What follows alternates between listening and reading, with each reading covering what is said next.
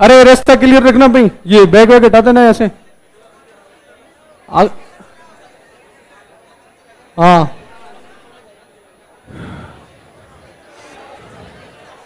तो शेड्यूल के अंदर चेंज किया गया है। परीक्षित सियाग सर आपकी आज मोटिवेशनल क्लास लेंगे, इसलिए स्पेशल प्रोग्राम रखा गया है, जो कि आपकी क्लास के बीचों बीच धीरे धीरे वर्दी में सर पधार रहे हैं यहाँ पे। तो जोरदार खड़े होकर तालियों के साथ स्वागत कीजिए सर का।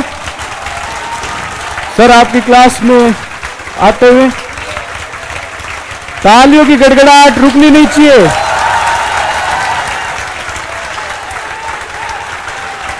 जोरदार तालियां होनी चाहिए।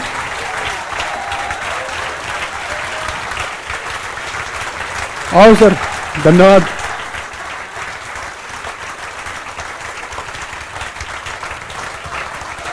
बैठो भाई बैठो।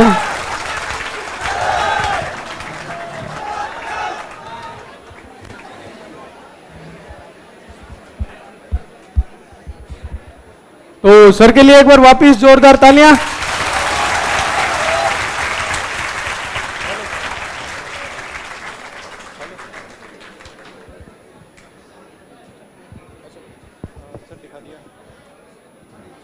आप पानी मंगवा दीजिए। हाँ तो नवीन सर ने मना कर रखा था सर। इसको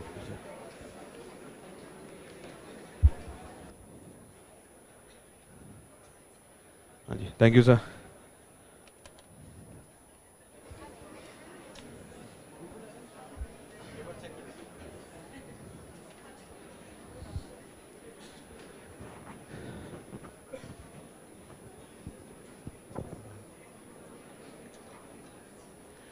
हाँ जी, आपका सेशन 5 बजे से था सर ने बताया, लेकिन राजस्थान सरकार ने रोक लिया था तो आ नहीं सके समय पे।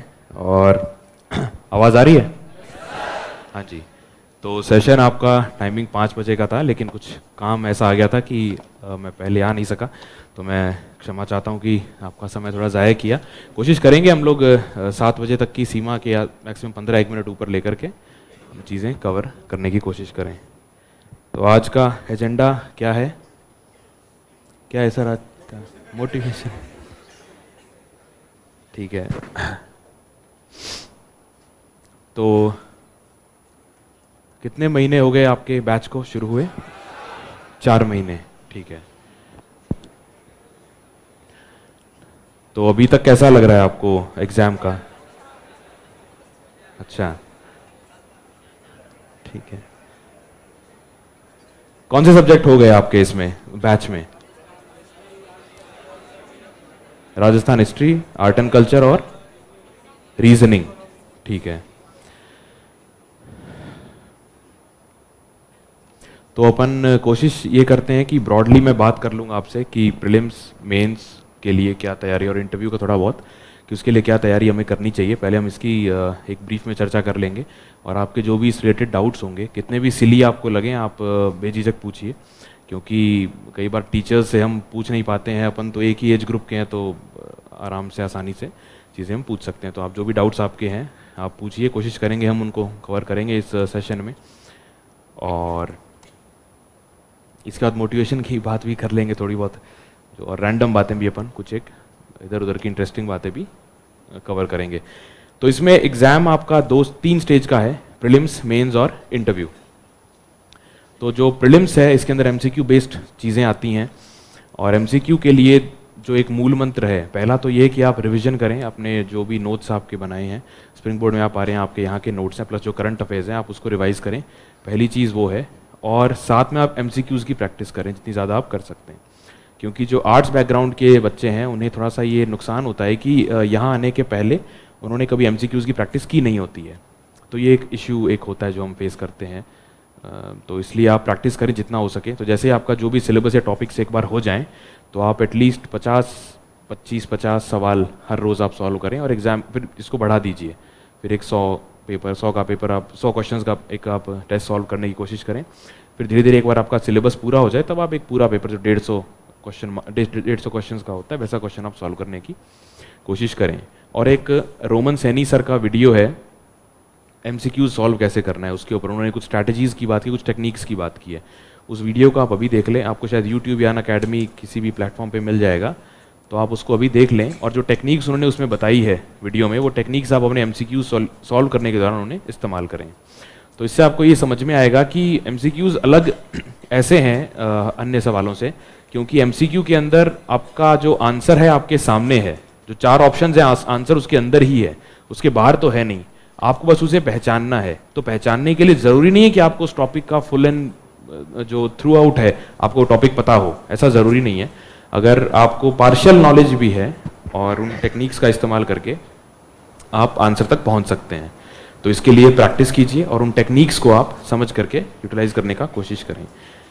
ये आपके प्रीलिम्स की बात है। इसके अलावा करंट अफेयर्स के लिए स्प्रिंग बोर्ड एकेडमी का करंट अफेयर्स का आता है, आजकल मैगजीन आती है, आप उसको फॉलो करें क्योंकि वो स्पेसिफिकली RAS के लिए बनी है, उसको आप फॉलो करें। प्लस आप एक काम और करें, जो पिछले साल के RAS के प्रीलिम्स के पेपर्स हैं वो उठा करके आप ये देखें कि उसमें करंट अफेयर्स के सवाल आ किस तरीके के रहे हैं। तो उसमें आप ये देखोगे कि कुछ एक सवाल उनके बहुत रिपीट होते हैं लगभग हर साल, they are very repetitive in nature. जैसे आपका जो कमिटीज़ हैं वेरियस हमारी विधानसभा के अंदर, उन कमिटीज़ के चेयरमैन के बारे में एक सवाल आता है, मैच दी फॉलोइंग करके, तो वो हर 2-3 साल में रिपीट हो रहा है, तो यानी कि वो हॉट टॉपिक हो गया। तो आपको कमिटी के चेयरमैन कम से कम याद करके जाने हैं। तो इस तरीके से यूल सी पैटर्न्स हैं उसमें, तो आपका करंट अफेयर्स की तैयारी आसान हो जाएगी। उसी तरीके से आप बाकी चीज़ें जो हैं, बाकी सब्जेक्ट्स हैं, उसके लिए भी आप प्रीवियस ईयर क्वेश्चन ज़रूर देखें। इसके लिए एक अच्छा एग्जाम्पल ये हो सकता है कि मान लीजिए मैं आपको NCERT की बुक दूँ एक ज्योग्राफी की पढ़ने के लिए कि आपको RAS की तैयारी इससे करनी है। तो अगर आपको ये नहीं पता है कि क्या पढ़ना है, तो आप पूरी बुक, पूरी page to page, cover to cover आप उस बुक को पढ़ेंगे। लेकिन अगर आप सिलेबस देख लेंगे तो आप ये पाएंगे कि अच्छा ये पूरी बुक तो मुझे पढ़नी ही नहीं है, मुझे कुछ स्पेसिफिक टॉपिक्स है वही पढ़ने हैं, मेरा सिलेबस तो वही है। फिर अगर आप, यानी आपका जो पूरी बुक की बजाय कुछ लिमिटेड टॉपिक्स आपको पढ़ने रह गए, सिलेबस देखने का फ़ायदा नंबर 1। तो इसलिए आप आज इस बात की गांठ बांध लें कि आपको बुक पूरी नहीं करनी है। हमारे को ये मुगालता होता है कि हम बुक उठा के ले आते हैं और हम बुक पढ़ने की कोशिश करते हैं। आपको बुक नहीं पढ़नी है, आपको सिलेबस कवर करना है उस पर्टिकुलर बुक से, राइट। तो ये पहली चीज़ है। तो आप सिलेबस देख लें तो इससे आपको अंदाज़ा लग जाएगा कि कौन से टॉपिक्स आपको करने हैं। सेकंड चीज़ ये है कि अगर आपने उन टॉपिक्स को देखने के बाद में अगर आप ये देख लें कि उन टॉपिक्स में से सवाल कैसे आ रहे हैं। फॉर एग्जांपल राजस्थान के और अयस्क जो है राजस्थान के, उस पर एक टॉपिक ज्योग्राफी में आपके है। अब आप उसका पूरा पढ़ने की कोशिश करेंगे, अच्छा कौन से और हैं, कहाँ हैं, कितने प्रकार के हैं, उस और की कितनी गुणवत्ता है, इत्यादि इत्यादि चीज़ें आप उसको पढ़ेंगे। लेकिन आप प्रीवियस ईयर क्वेश्चन उठाओगे तो आपको ये मिलेगा कि वो बस ये पूछते हैं कि मुख्य जो ओर्स हैं, राजस्थान को अजायबघर कहते हैं मिनरल्स का, 74-75 टाइप के मिनरल्स हमारे यहाँ मिलते हैं, पर आप ये देखोगे ये कुछ 4 या 5 स्पेसिफिक टाइप के मिनरल्स के बारे में ही पूछ रहे हैं। जैसे उनका फेवरेट क्वेश्चन एक ये है कि राजस्थान की किन मिनरल्स में राजस्थान का मोनोपोली है, यानी कि राजस्थान सारा प्रोडक्शन राजस्थान ही कर रहा है इंडिया में उन मिनरल्स का। तो आप ऐसे देखोगे कि उसमें भी यार बहुत स्पेसिफिक चीज़ हमें पढ़नी है।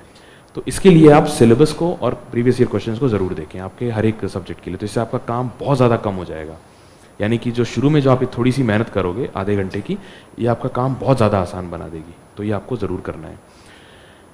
इसके अलावा मेंस की हम बात करें तो मेंस के अंदर ऐसा है कि मेंस में आप कितना पढ़ रहे हैं, क्या पढ़ रहे हैं, एग्जामिनर को नहीं पता है।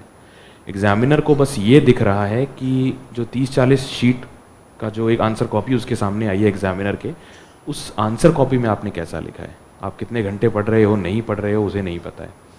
यानी कि अगर आपने जो भी नॉलेज इकट्ठी की है, अगर आप उस कॉपी के अंदर प्रेजेंट नहीं कर पाए तो फिर वो पढ़ना बेकार है।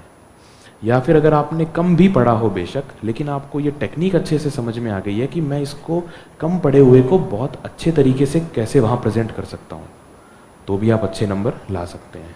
तो यानी कि पढ़ने के साथ साथ इम्पॉर्टेंट है आंसर राइटिंग। कल परसों हम एक सेशन ले रहे थे, आंसर राइटिंग का सेशन था। तो उस सेशन में हमने ये देखा कि 550 का शायद एनरोलमेंट था, लेकिन सिर्फ 25 लोग बैठे थे। तो मैंने उन्हें इस बात के लिए बधाई दी कि आप लोग सीरियस, कंपटीशन आप ही लोग हैं। क्योंकि जो व्यक्ति, क्योंकि किसी का कोई ऐसा नहीं है पानी का जहाज़ चल रहा है बड़ा उन्हें काम है, कोई काम नहीं है, लेकिन वो टेस्ट लिखने भी नहीं आ रहे हैं। टेस्ट लिखा है तो उसके सॉल्यूशंस जानने के वो इच्छुक नहीं है, इसका मतलब वो सीरियस नहीं है। ऐसा नहीं कि मेरी क्लास में आते तो कुछ सीरियस हो जाते, नहीं। पॉइंट इज दिस दैट उस 30-40 पेजेस में आपको अपना प्रेजेंटेशन सुधारना है, टारगेट आपका वो है, तो आपके 2 स्तंभ हो गए मेंस की पढ़ाई के। डिस्टर्बेंस आ रहा है कि आवाज़ आ रही है? जी, थोड़ा सा कम कर दो, शायद ज़्यादा तेज़ है। तो मेंस की पढ़ाई के 2 स्तंभ हो गए आपके, पहला आपका रिवीजन और दूसरा उस रिवीजन का जो पढ़ रहे हैं कंटेंट उसका प्रेजेंटेशन पार्ट। सो आपके 2 हिस्से हैं मेंस की तैयारी के। अब हम बात कर लेते हैं जो पहला स्तंभ है आपके मेंस का कि आप पढ़े कैसे। तो पढ़ने के लिए आप ये कीजिए कि आपको सिलेबस पता है, प्रीवियस ईयर क्वेश्चन पता है, आप क्वेश्चंस को निशान लगाइए, आइडेंटिफाई कीजिए कि पूछ क्या रहे हैं, किस तरीके की चीज़ें आपको उसमें पढ़नी है, नंबर 1। ये आप करने के बाद में जो आपके नोट्स हैं, मेरे ख्याल से स्प्रिंग बोर्ड के नोट्स अच्छे हैं, मैंने स्प्रिंग बोर्ड के नोट्स प्लस वैल्यू एडिशन मैंने मेरा किया था। आप शायद उस क्लास में थे ना, आंसर राइटिंग वाली में? आप नहीं थे क्या? आपके आगे आप नहीं थे? अच्छा ठीक है, आपके जैसा दिखने वाला एक था वहाँ पे। खैर, तो हाँ, मुझे वही लगा था कि बिना सिलेबस पूरे टेस्ट कैसे लिखा आपने। ठीक है, तो हाँ, तो स्प्रिंग बोर्ड के नोट्स मैंने रेफ़र किए थे और मैंने वैल्यू एडिशन किया था उसके अंदर। तो आप क्या करेंगे, आप स्प्रिंग बोर्ड के नोट्स उठा लीजिए, आप यहाँ आ ही गए हैं तो आप यहाँ के नोट्स ही रेफ़र करेंगे। तो आप उसमें बजाय मार्केट में अन्य नोट्स के पीछे भागने के, आप 2 में से एक काम कर सकते हैं। वैल्यू एडिशन कैसे करेंगे? इसके लिए या तो आप एक टैब खरीद सकते हैं, और नहीं अगर ख़रीदना चाहते, अगर आप अनकम्फर्टेबल हैं या जो भी कारण है, तो हमने भी यही किया था हम लोगों ने। आप एक फ़ोल्डर फाइल ख़रीद लीजिए जिसमें बीच में पेजेस ऐड हम कर सकते हैं, बड़े वाली अच्छी वाली, और आपके जो नोट्स हैं ना उसको पिन निकाल करके और उसमें छेद करके उसमें लगा लीजिए उस फाइल में। अब इससे फ़ायदा ये होगा, मान लीजिए आप एक टॉपिक पढ़ रहे हो, साइकोलॉजी, ये क्या है? अच्छा,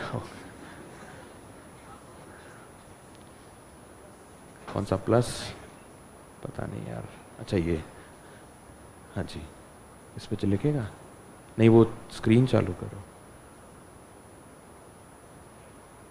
हाँ जी, क्या बात कर रहे थे हम? हाँ जी, तो मान लिया आपको वैल्यू एडिशन कैसे करना है आपके नोट्स में। फॉर इंस्टेंस आप पढ़ रहे हो टॉपिक साइकोलॉजी मेंस के अंदर है, राइट? तो साइकोलॉजी में आपके स्प्रिंग बोर्ड के नोट्स आपके पास हैं। कोई एक टॉपिक है, मान लीजिए इंटेलिजेंस का टॉपिक है, और ये आपके स्प्रिंग बोर्ड के नोट्स आपके सामने हैं। 2 या 3-4 बार आपने ये नोट्स पढ़ लिए, अब आपको उसमें वैल्यू एडिशन करना है। उसके लिए आप क्या करोगे, 3-4 बार आपको ये पढ़ा होना चाहिए, वरना इसका फ़ायदा है नहीं। तो आप क्या करोगे, NIOS एक वेबसाइट है, IGNOU, Indira Gandhi national open university वालों का कंटेंट मिलता है इसके ऊपर। तो इसमें जो है सभी सब्जेक्ट्स के, हिंदी और इंग्लिश के अंदर ऑलमोस्ट एवरी सब्जेक्ट का उसमें नोट्स मिलेगा आपको। तो आप उसमें देख लीजिए, साइकोलॉजी को डाउनलोड कीजिए नोट्स को। साइकोलॉजी में आप इंटेलिजेंस का चैप्टर या टॉपिक खोलिए, उसको आप पढ़ लीजिए। पढ़ करके जो पॉइंट्स आपके इन नोट्स में नहीं हैं, उन पॉइंट्स को आप उठा करके इसमें लिख लेंगे। लेकिन क्योंकि आपने इसमें पेज ऐड कर सकते हैं, वरना तो जगह नहीं है ना। मान लीजिए रिटर्न नोटबुक, उसमें कितनी लाइनें लिख सकते हैं आप? 3 या 4 ज़्यादा आप नहीं लिख सकते। लेकिन आप उसमें अगर बीच में पेज ऐड कर सकते हैं तो आप कितनी भी इन्फॉर्मेशन उसमें डाल सकते हैं। तो ये है आपका वैल्यू एडिशन। इससे आपके नोट्स की क्वालिटी इंप्रूव हो गई, क्योंकि इस क्लास में जितने लोग बैठे सबके पास स्प्रिंग बोर्ड का है, प्लस और भी बैचेस चल रहे हैं। तो आपका आंसर अलग कैसे होगा, आपका सिलेक्शन कैसे होगा, क्यों होगा? इन चीज़ों से होगा, क्योंकि आपका आंसर आप बेटर बना रहे हैं बाकियों के मुकाबले। तो वैल्यू एडिशन कीजिए। वैल्यूएशन कहाँ से करेंगे? Source number 1 NIOS, source number 2 value addition का हो सकता है इंटरनेट। इसके लिए आप क्या करेंगे, उस पर्टिकुलर टॉपिक को इंटरनेट पे सर्च कीजिए, कोई अच्छी सी चीज़, ज़्यादा नहीं, बस इसमें 5-10 मिनट लगाओ, क्योंकि टाइम आप कितना भी लगा सकते हो, PhD भी कर सकते हो इंटरनेट पे तो, लेकिन 5-10 मिनट लगाओ, कुछ अच्छी चीज़ मिलती है टॉपिक से रेलिवेंट, वहाँ पे लिख लो।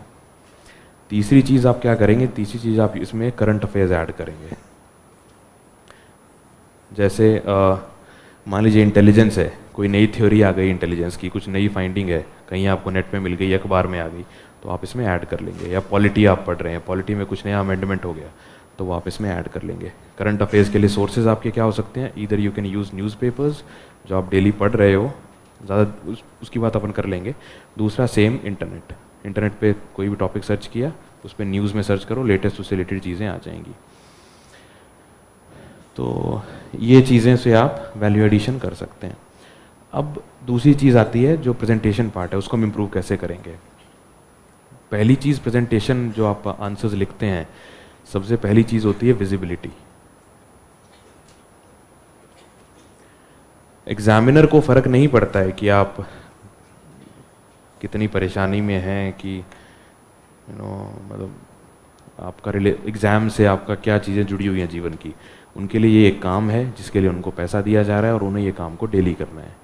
तो आप ये समझिए, ज़्यादा वो इन्वेस्टेड इस काम में कोई भी नहीं हो सकता है। आप भी नहीं होंगे। अगर आप होंगे तो आप अपने साथी की कॉपी चेक करने की कोशिश करो। आप 10-15 मिनट में उसको, 5 मिनट में उसको आप शायद, क्योंकि आप तैयारी करो, शायद आप फिर भी ध्यान दोगे, तो मैक्सिमम 5-1 मिनट में एग्जामिनर आपकी कॉपी, पूरी कॉपी चेक कर सकते हैं, करते भी हैं।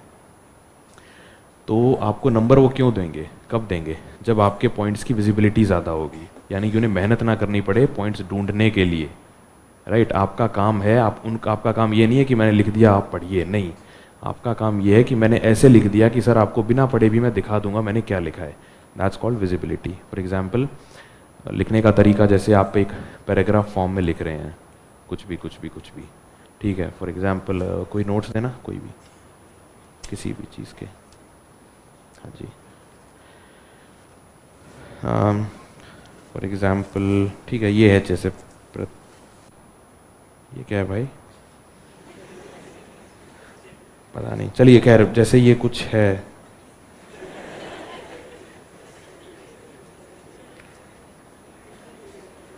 अच्छा ये है अशोक, क्या है, अशोक का धम्म। मान लीजिए इसके ऊपर आपके पास एक शॉर्ट नोट आ जाए लिखने के लिए, अशोक का धम्म। तो आपके पास दो ऑप्शन क्या है कि अशोक का धम्म, जैसे इन्होंने पॉइंट वाइज लिखा है कि अशोक की आचार संहिता थी, इसका बौद्ध धर्म से कोई संबंध नहीं था, इसमें थोड़ा बहुत प्रभाव बौद्ध धर्म का भी था, और द्वितीय वृहत स्तंभ में धम्म की परिभाषा मिलती है। ये 5 लाइनें हैं। अब अगर इन लाइनों को ये रनिंग में भी लिख सकते हैं, इसका बौद्ध धर्म से कोई वास्ता नहीं था, इत्यादि इत्यादि इत्यादि इत्यादि इत्यादि।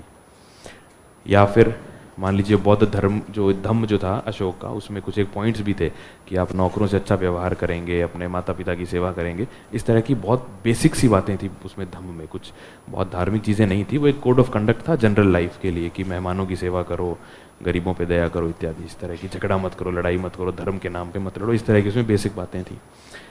तो अगर मैं उन सब बातों को रनिंग में लिखूंगा तो आप जब तक उसको पढ़ेंगे नहीं, आपको समझ में नहीं आएगा पूरा पढ़े बिना कि इन्होंने क्या लिखा है।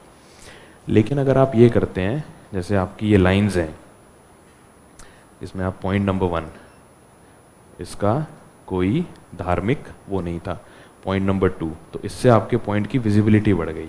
एक साइकोलॉजिकल प्रभाव क्या पड़ता है, अगर आपने एक पैराग्राफ लिखा हुआ है तो आपको पता नहीं कितनी इन्फॉर्मेशन उसके अंदर स्टोर्ड है, लेकिन अगर आप 5 पॉइंट लिख देंगे ना, 1 2 3 4 5 नंबरिंग कर देंगे, नंबरिंग इसका पहला एस्पेक्ट है, नंबरिंग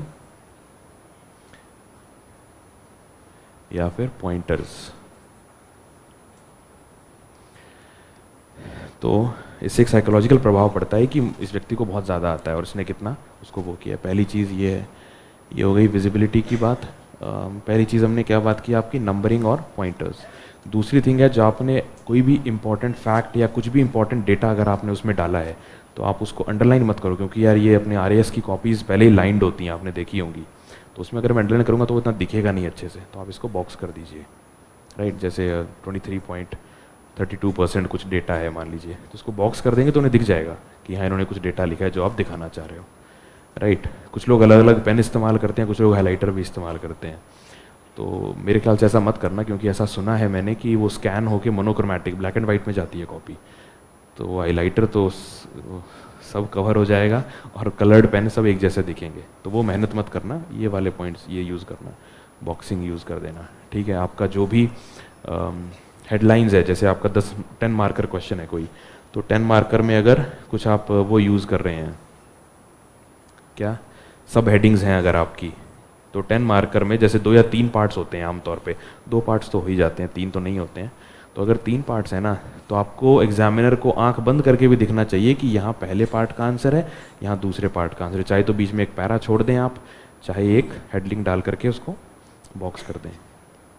राइट, उन्हें ये समझ में आना चाहिए कि 2 पार्ट है, दोनों इसने लिख लिए हैं, ऐसा नहीं उन्हें ढूंढना पड़ रहा है कि दोनों पार्ट लिखे हैं कि नहीं लिखे हैं। This is visibility.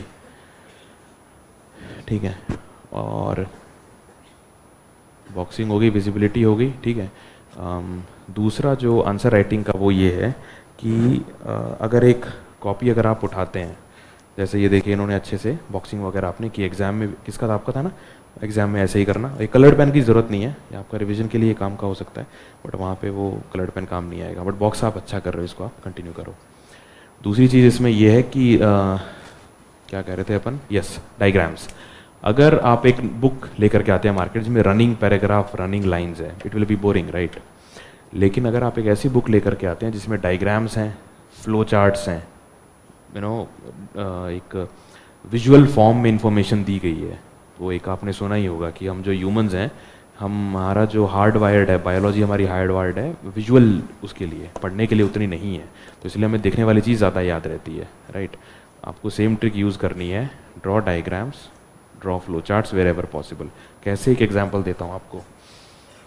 जैसे कल हमने एक क्वेश्चन पेपर वाली क्लास ली थी, उसमें डिस्कस किया था हम लोगों ने।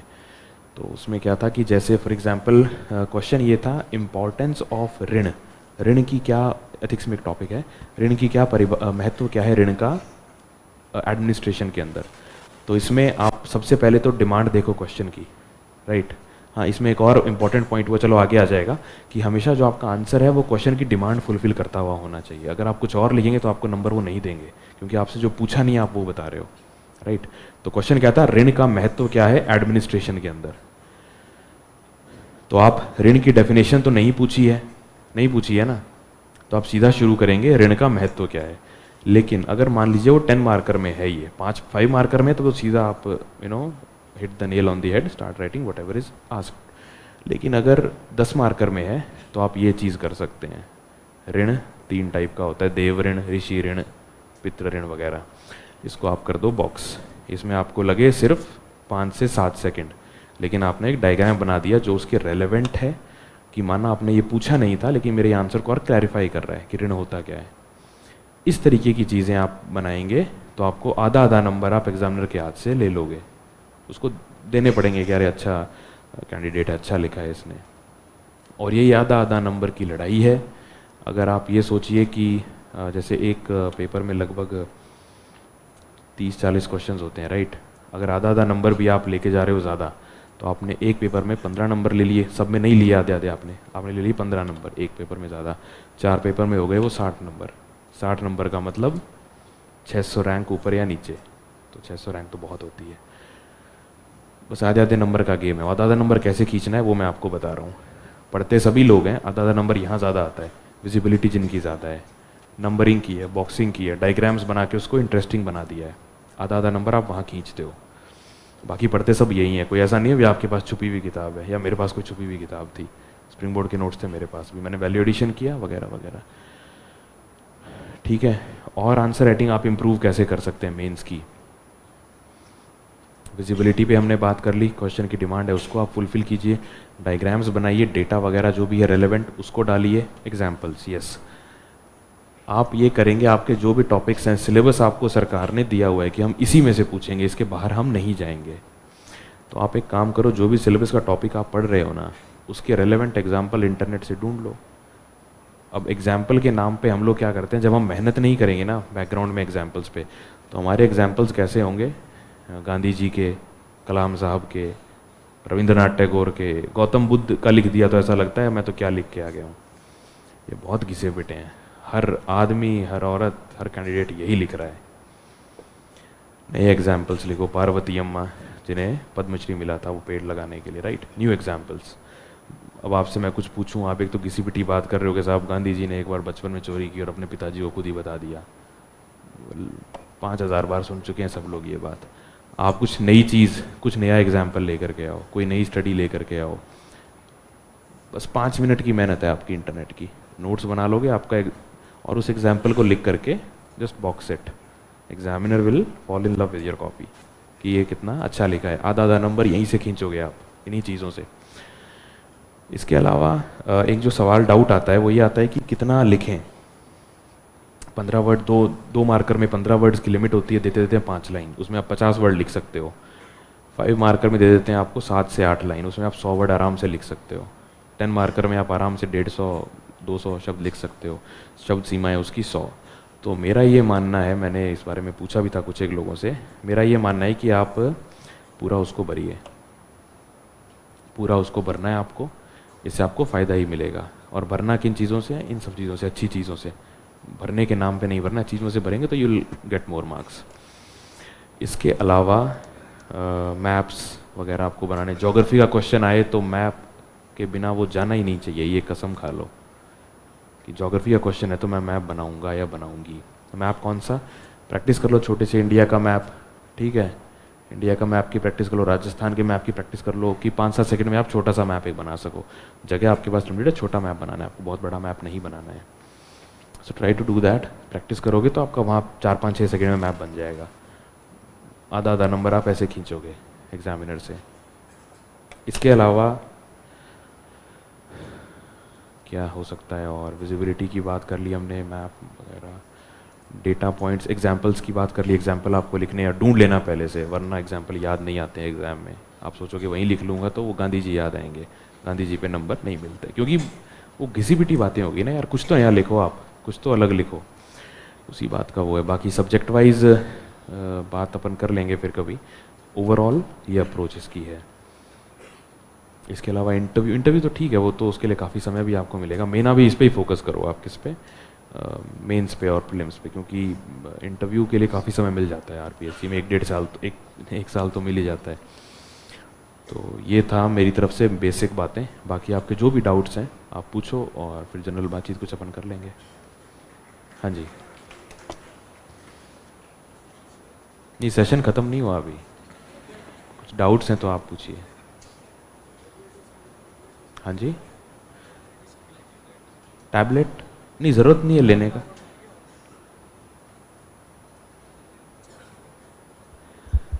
हाँ, तो आपको 3 सोर्स है ना वैलिडेशन के, NIOS की बुक्स, करंट अफेयर्स और इंटरनेट। हाँ जी, गुड इवनिंग सर। हाँ जी, मेरा क्वेश्चन ये है कि जैसे सिलेबस चल रहा है तो जो साथ साथ पढ़ रहे हैं उसको तो बार बार रिवाइज कर रहे हैं, हालांकि पिछले वाले को मतलब उसके अप्रोच बनाने की कोशिश कर रहे हैं, लेकिन फिर भी आगे वाला हो रहा तो पीछे वाला छूट रहा। उसके लिए प्रॉपर क्या रणनीति आपने अपनाई जो मतलब पीछे वाले सिलेबस की छूटे नहीं? जैसे कि इकोनॉमी हो गया हमारा, उसको 1.5 महीना हो गया है, तो मतलब वो उसको भी हम साथ लेके चले, उसके लिए मतलब देखो ये दिक्कत आती है क्योंकि आपकी क्लासेस चल रही हैं तो आप क्लासेस का शेड्यूल फॉलो कर रहे हो। अब जैसे पहले इकोनॉमिक्स हो गई, आपने उस टाइम पढ़ी, आपको समझ में आ गई, याद हो गया। अभी शायद आर्ट एंड कल्चर चल रहा है तो आप उसको कर रहे हो, तो इसलिए ज़्यादा पैनिक नहीं करना है। इसमें आपने एक बार चीज़ें समझ ली है ना, तो वो आपको जब रिवीजन करोगे तो उसी के लिए रिवीजन होता है, राइट? तो आप वो इतना फेथ रखो, वो हो जाएगा। ज़्यादा परेशान नहीं होना उसके लिए। अगर बहुत ज़्यादा ऐसी कोई तो एक टेक्निक होती है, आप चाहो तो यूज़ कर सकते हो समय के हिसाब से। वो क्या होता है, अल्ट्रा फैक्चुअल चीज़ें जो होती है ना, उनको याद करने के लिए एक टेक्निक मैं यूज़ किया करता था, आप भी कर सकते हो। दिन में 20-20 मिनट के 2 सेशन रखो, उसके अंदर जो अल्ट्रा फैक्चुअल चीज़ें हैं, जैसे राजस्थान में नदियों के नाम, नदियों की जो ट्रिब्यूटरीज़ हैं, उद्गम स्थल, लंबाई वगैरह, ये सब चीज़ें पूछ लेते हैं, उन सब के नाम, ओर्स कहाँ मिलते हैं मिनरल्स के वगैरह, ये अल्ट्रा फैक्चुअल चीज़ें हैं। तो आप इन चीज़ों को डिवाइड कर लीजिए कि जैसे अब मैं राजस्थान की सारी नदियों के उद्गम और ये सब याद करूँगा, 20 मिनट देने हैं, जितनी नदियाँ हो जाएँ ठीक है, बाकी कल परसों परसों ऐसे करके। तो 5-7 दिन में आप एक टॉपिक उठा के पूरा कर दोगे, फिर अगला उठाओ, अगला उठाओ, अगला उठाओ, धीरे धीरे 2-3 महीने में आपको सब याद हो जाएगा। तो ये सब अल्ट्रा फैक्चुअल चीज़ें जो हैं, जो लगातार रिवीजन चाहिए, उसके लिए आप ये टेक्निक यूज़ कर सकते हो, ठीक है। दूसरा एक और टेक्निक होती है रिवीजन की, वो ये होता है कि एक कर्व होता है हमारा, जो मेमोरी कर्व जिसको कहते हैं। उसमें क्या होता है, मैंने जो आज पढ़ा है वो मैं 24 घंटे में उसको मैं 90% कोई भी व्यक्ति भूल जाएगा। That's how our memory works, ठीक है। जैसे आज मैंने पढ़ा है तो 24 घंटे में ये 90% मैं भूल जाऊंगा। हेलो सर, कौन? हाँ जी, सर ऐसा मोटिवेशन, डेडिकेशन, पैसेंस दो कि सर फर्स्ट चांस में आरपीएससी निकाल लें। चलो कोई बात नहीं, पहले इसको डिस्कस कर लेते हैं अपन। तेरे को बोल रहा हूँ रुक रुक फिर भी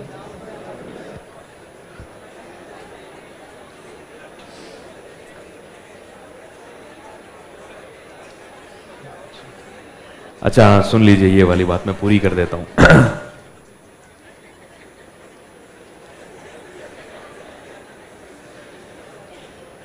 तो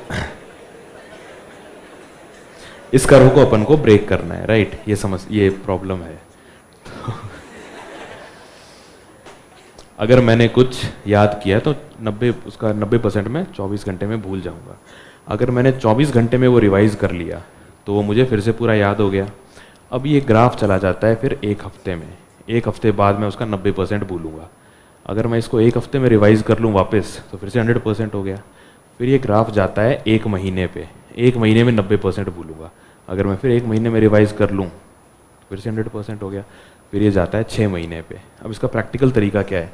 प्रैक्टिकल तरीका इसका ये है कि आप एक डायरी मेंटेन कर सकते हो कि मैंने जो भी चीज़ें पढ़ी हैं, फॉर एग्जांपल मैं आज क्या तारीख है, आज 12 है, ठीक है, 12/12 को मैं कुछ पढ़ रहा हूँ, तो मेरी डायरी में मैं जो होता है ना डेट वाला, उसमें 19/12 को मैंने हेडिंग बना दी कि 19/12 को मैं अशोक के धम्म के बारे में पढ़ूंगा, क्योंकि मुझे इसको एक हफ्ते में रिवाइज करना है, राइट। फिर 12 जनवरी को मैंने एक नोट डाल दिया कि मुझे अशोक के धम्म को रिवाइज करना है। अब जब आप रोज़ सुबह उठें तो आप डायरी खोल के इसको आप कर सकते हैं। नहीं तो एक और तरीका, ये थोड़ा कॉम्प्लिकेटेड हो जाता है, एक और तरीका जो लास्ट में मैंने किया था वो ये था कि आप हफ्ते भर में जो भी पढ़ें, हफ्ते में आप 2 दिन निकालिए, सैटरडे और संडे, कि हफ्ते भर का आपने जो भी पढ़ा है उसको रिवाइज करने के लिए। दैट्स ईजी, दैट्स मैनेजेबल, और इससे आपका रिविज़न हो जाएगा। आपने पूछा था तो इससे आप रिविज़न कर सकते हो। तो आप जो कर्व है उसको आपने बीट कर दिया, प्लस पिछला आप भूलोगे नहीं। फिर आप ये भी टेक्निक यूज़ कर सकते हो कि हालांकि मैं ये नहीं करता था, पर अगर आप चाहो तो, कि हर महीने में 3-4 दिन निकाल लिए लास्ट के कि मेरे को उस पूरे महीने का जो भी पढ़ा है मैं रिवाइज़ कर लूँगा, तो आपकी ये दिक्कत तो ख़त्म हो जाएगी। पर हफ्ते वाला मैनेजेबल है, महीने वाला तो उतना नहीं कर पाते हैं, हफ्ते वाला आप कर सकते हो चाहो तो। तो ये है। अब कहाँ था वो मोटिवेशन? हाँ जी, क्या सवाल था? कि ऐसा मोटिवेशन मिल जाए कि आरपीएससी पहले अटेम्प्ट में। देखो यार, मोटिवेशन जो है ना, वो सैड ट्रूथ इज कि बाहर का लिया हुआ मोटिवेशन आपको ज़्यादा दिन चलेगा नहीं। वो एक कहावत है ना, भी उठाईडी कुत्ती शिकार कौन मरे। तो अगर आप मोटिवेशन ले लोगे तो आप कितना नहीं चल पाओगे उससे। आप बस ये कर सकते हो कि जब आप बहुत ज़्यादा परेशान हो जाओ तब आप कोई एक्सटर्नल सोर्स है, चाहे आपके मित्र हैं, फैमिली है, दोस्त हैं, क्लास में टीचर्स हैं, या कोई मेरे जैसे दोस्त हैं, जो भी हैं, आप उनसे बात करके थोड़े समय आप फिर से वो एनर्जी रीगेन कर सकते हो। That's how it works. बाकी अगर आप ये सोच रहे हो कि मैं क्लास में आ जाऊंगा, और नहीं, डाउट उनका सही था। क्या नाम है आपका? हाँ जी, सर्वेश कुमार, मनीष। तो मनीष का डाउट बहुत नेचुरल है, क्योंकि अरे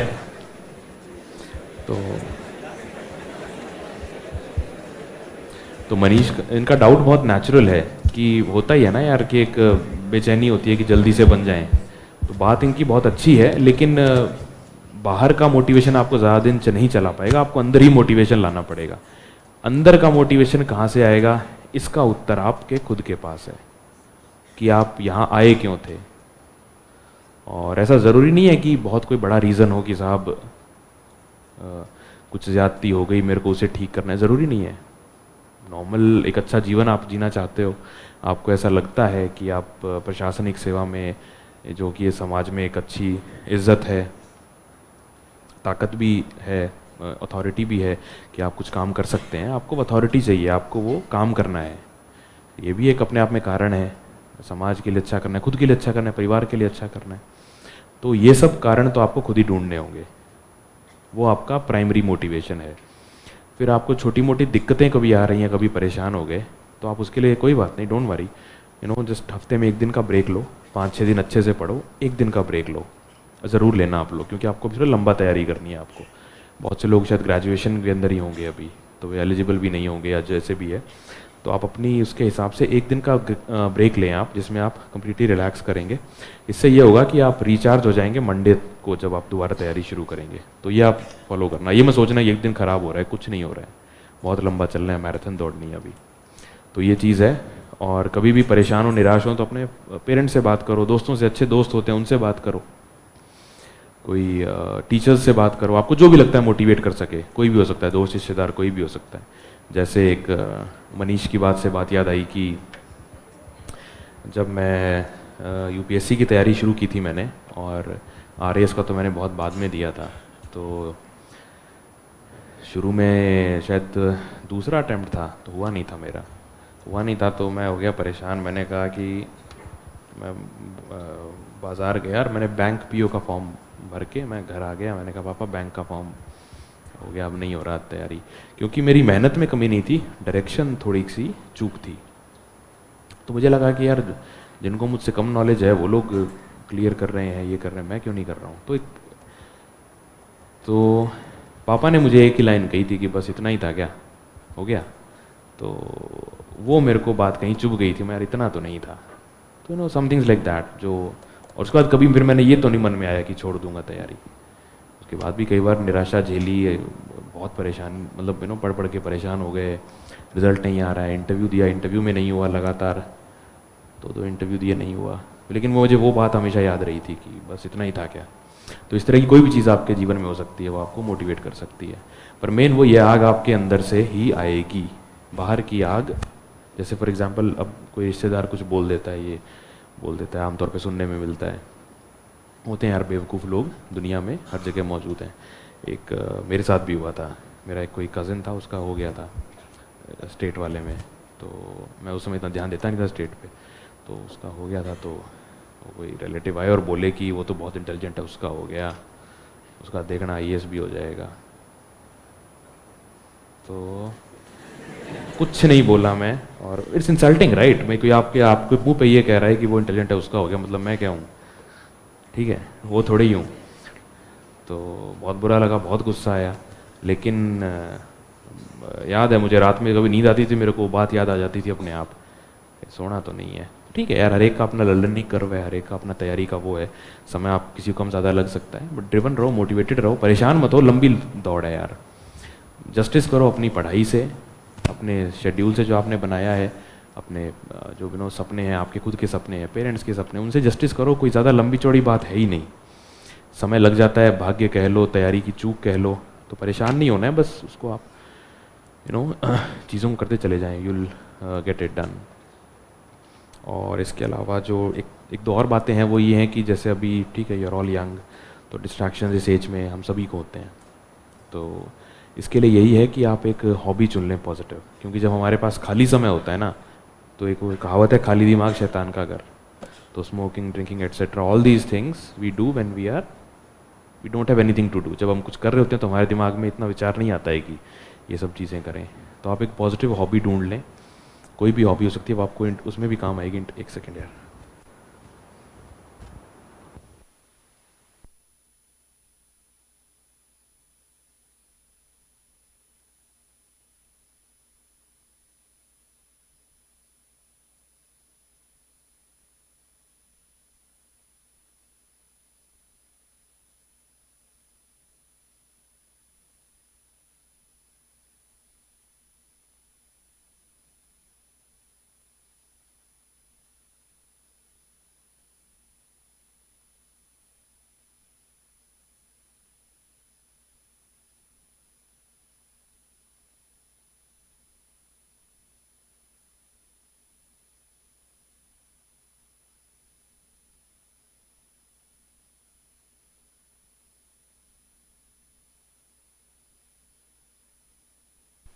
हाँ जी।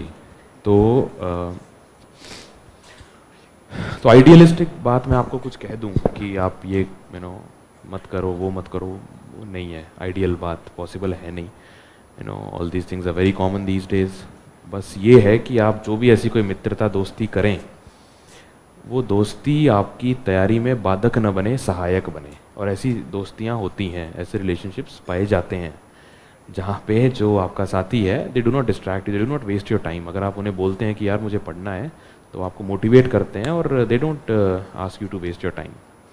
तो ऐसे लोगों को चुने, हाँ, जो आपको पता ही है पैदा ही समय खराब करने के लिए हुआ है या हुई है, उनसे रहें दूर। और होता क्या है कि अब इसमें जो है ना, गरीब आदमी मर जाता है, उसके पास ऑप्शंस नहीं होते हैं ना, तो कहता है भाई एक आध कहीं से जुड़ा है, कैसे? तो कुछ नहीं है, 1-2 साल का त्याग कर लो, बाद में ब्याज समेत मिलता है सब, बहुत everything which what ever thing you want. तो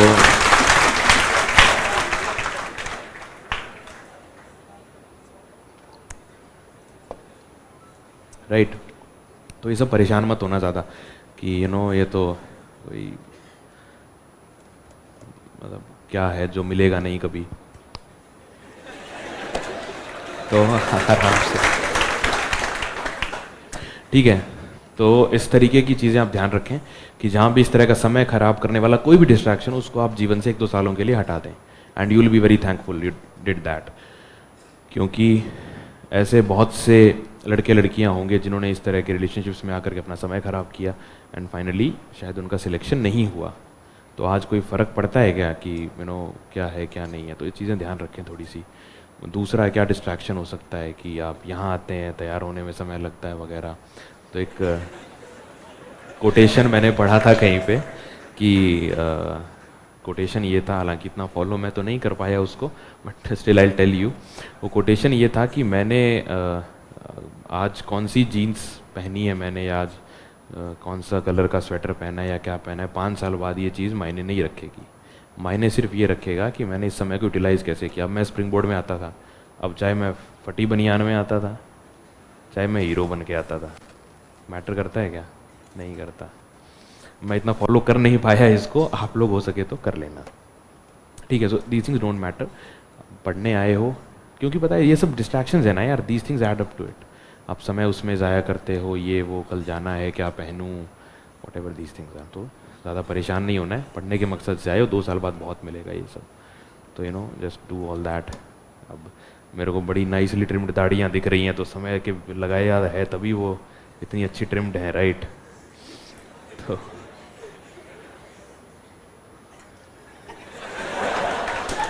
ठीक है, तो मत करो ये सब यार, पढ़ाई करने आए हो, 1-2 साल की बात है, सिर्फ 1-2 साल की, 1-2 साल की बात है, सिर्फ 1-2 साल, कोई चीज़ फ़र्क नहीं पड़ता, कोई फ़र्क नहीं पड़ता। बाद में आपको इतने अपॉर्चुनिटीज़ मिलेंगी एकेडमी में, जब आप जाएंगे तो एकेडमी में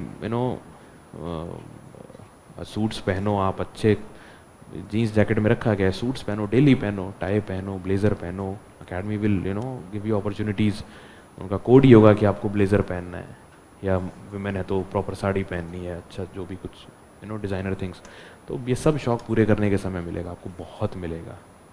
घूमने जाओगे आप, अगर ठीक है, मैं ये नहीं कह रहा हूँ अपने शौक, कुछ आपकी इच्छाएं हैं तो उन्हें मार दो कि घूमने नहीं जा रहा हूँ, कहीं नहीं जा रहा हूँ, नहीं, आराम से जाओ, रेगुलर वे में जाओ, लेकिन आपकी पढ़ाई के आड़े ना आए।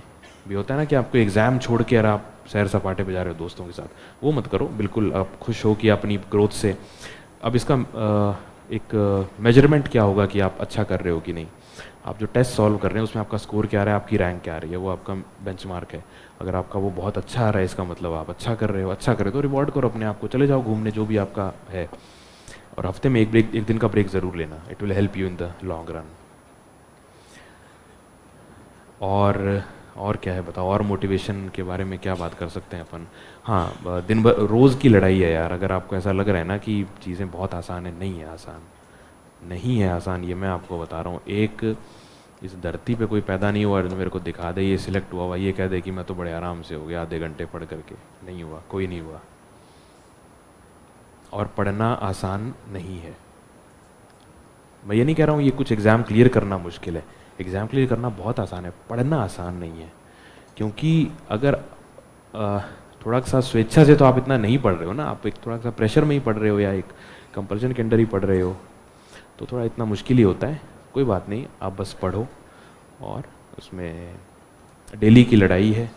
अगर आपको लग रहा है एक दिन लड़ाई जीत जाओगे, नहीं, डेली की लड़ाई है, डेली का युद्ध है, खुद से लड़ना है। और कोई ड्रामेटिक बात नहीं कर रहा हूँ, ये सब किया है मैंने। मतलब ऐसा लगता था कि यार पागल हो गया हूँ क्या, इतना पढ़ रहा हूँ। ठीक है यार, ये सब चीज़ें करनी पड़ेंगी आपको, कुछ ज़्यादा इसका है नहीं। और इसके अलावा मोटिवेशन की क्या बात कर सकते हैं अपन? हाँ, हाँ जी, ओवर थिंकिंग से कैसे दूर रहें। हाँ, ये आजकल की पता है, दीज थिंग्स आर, बैठिए, ये चीज़ें आती हैं यार लोगों में पेश। तो अब खुद तो मुझे ओवर थिंकिंग कब होती है? ओवर थिंकिंग हर आदमी करता है, हर लड़की करती है। कब करती है? नॉर्मली कि अगर कोई ऐसी घटना हो गई जिसने आपको बड़ा परेशानियाँ आहत कर दिया, तब हम ओवर थिंक करते हैं। मान लीजिए किसी ने मेरी इंसल्ट कर दी, तो 1 या 2 दिन तक तो मैं उसको भूल ही नहीं पाऊँगा, राइट? नहीं भूल सकता हूँ, तो ओवर थिंक करूँगा उसके बारे में मैं। ये तो नॉर्मल ओवर थिंकिंग है, ये हर एक के साथ होती है जीवन में। अब जो excessive over thinking, obsessive over thinking जिसको कहते हैं, वो मतलब मुझे फर्स्ट हैंड एक्सपीरियंस तो नहीं है, लेकिन ठीक है, वो एक जो मेरी समझ कहती है कि आप उसमें ये कर सकते हैं कि जस्ट ट्राई टू कंपार्टमेंटलाइज, कि इसके लिए आप एक टेक्निक यूज़ कर सकते हैं, आपकी पढ़ाई से वो परेशानी ना दे आपको। इसको बोलते हैं पोमोडोरो टेक्निक। जिन लोगों को पढ़ाई में कंसंट्रेशन बनाने में दिक्कत आ रही हो, वो इस टेक्निक का इस्तेमाल कर सकते हैं। इसके लिए आप क्या करते हैं, पोमोडोरो टेक्निक में क्या होता है कि आप 25 मिनट का टाइमर लगाओ और आपको बस 25 मिनट बैठ करके शांति से पढ़ना है। एक छोटा सा पेपर का टुकड़ा ले लीजिए या डायरी ले लीजिए, कुछ भी ले लीजिए। अब होता क्या है, जब हम पढ़ने बैठते तो हमें सब याद आता है, इसको कॉल करना था, और नहीं तो मोटर ही बंद करनी थी, right, all sorts of things. अरे वो मूवी देखनी थी, अरे उसको फ़ोन करना था, अरे वो शर्ट ऑर्डर करनी थी मिंत्रा, दीज थिंग्स। तो उसको आप बस एक डायरी जो पेपर है ना आपका, उस पर लिख लो कि मोटर बंद करनी है या what ever it is, right. ये लिखते ही आपकी वो खुजली ख़त्म हो जाएगी। आज ट्राई कर लेना जा करके। और आप लिख क्यों रहे हो कि जो मैं 25 मिनट के बाद आपको क्या करना है, 5 मिनट का ब्रेक लेना है। इस 5 मिनट के ब्रेक में कर लूँगा कोई बहुत ज़रूरी काम हुआ तो, और 25 मिनट के बाद में आपको लगेगा ये कोई काम ही नहीं है, ठीक है। फिर से आप बस 5 मिनट का ब्रेक लो, अपनी सीट मत छोड़ो, कहीं बैठ करके कुछ भी आप कर लो, रिलैक्स कर लो, कुछ भी किया, एग्जैक्ट 5 मिनट का ब्रेक, फिर से 25 मिनट का पोमोडोरो कर लो, राइट। तो ये करना ईजी रहता है क्योंकि हमारे दिमाग को पता है सिर्फ 25 मिनट बैठना है। 25 मिनट हम फोकस किसी भी चीज़ पे आसानी से कर सकते हैं, ज़्यादा दिक्कत उसमें आएगी नहीं। ये टेक्निक आप इस्तेमाल करो। दूसरा, एक स्टडी म्यूज़िक होता है। ईयरफोन्स और फ़ोन तो आजकल सभी के पास होता है, ये स्मार्टफोन, राइट। तो आप स्टडी म्यूज़िक एक यूट्यूब पे मिल जाएंगे आपको, प्लेलिस्ट वगैरह। तो स्टडी म्यूज़िक में क्या होता है, काम रिलैक्सिंग म्यूज़िक होता है, तो वो आप लगा सकते हो। That also helps in concentration. तो इन चीज़ों से आप कॉन्सेंट्रेशन कर सकती हैं। इसके अलावा ओवर थिंकिंग का क्या है यार, इसके अलावा यही है कि just try to tell yourself कि आप ही उसको बढ़ा के देख रहे हो। सी, आपको अगर पता है कि आप ओवर थिंक करते हो, तो आप आधी समस्या तो वहीं दूर हो गई कि आपको पता तो है ना कि साहब मैं ओवर थिंक कर रही हूँ। तो just I know it does not work यार, मैं सलाह दे नहीं पाऊँगा, सही में नहीं दे पाऊँगा, क्योंकि कहना आसान है कि मत करो ओवर थिंक, अगर आसान होता तो आप करते ही नहीं, राइट। तो आप इस तरह की टेक्निक्स यूज़ कर सकते हो। मेरा दिमाग तो यही कह रहा है। बाकी अगर कोई शर्म की बात नहीं, अगर आपको ज़्यादा दिक्कत आए तो you can seek professional help. मैं ये नहीं कह रहा आपको ज़रूरत है, पर अगर पढ़ाई में बाधक बन रही है तो आप इसका नहीं, हंसने की बात नहीं है यार, ये सब चीज़ें बहुत नॉर्मल हैं।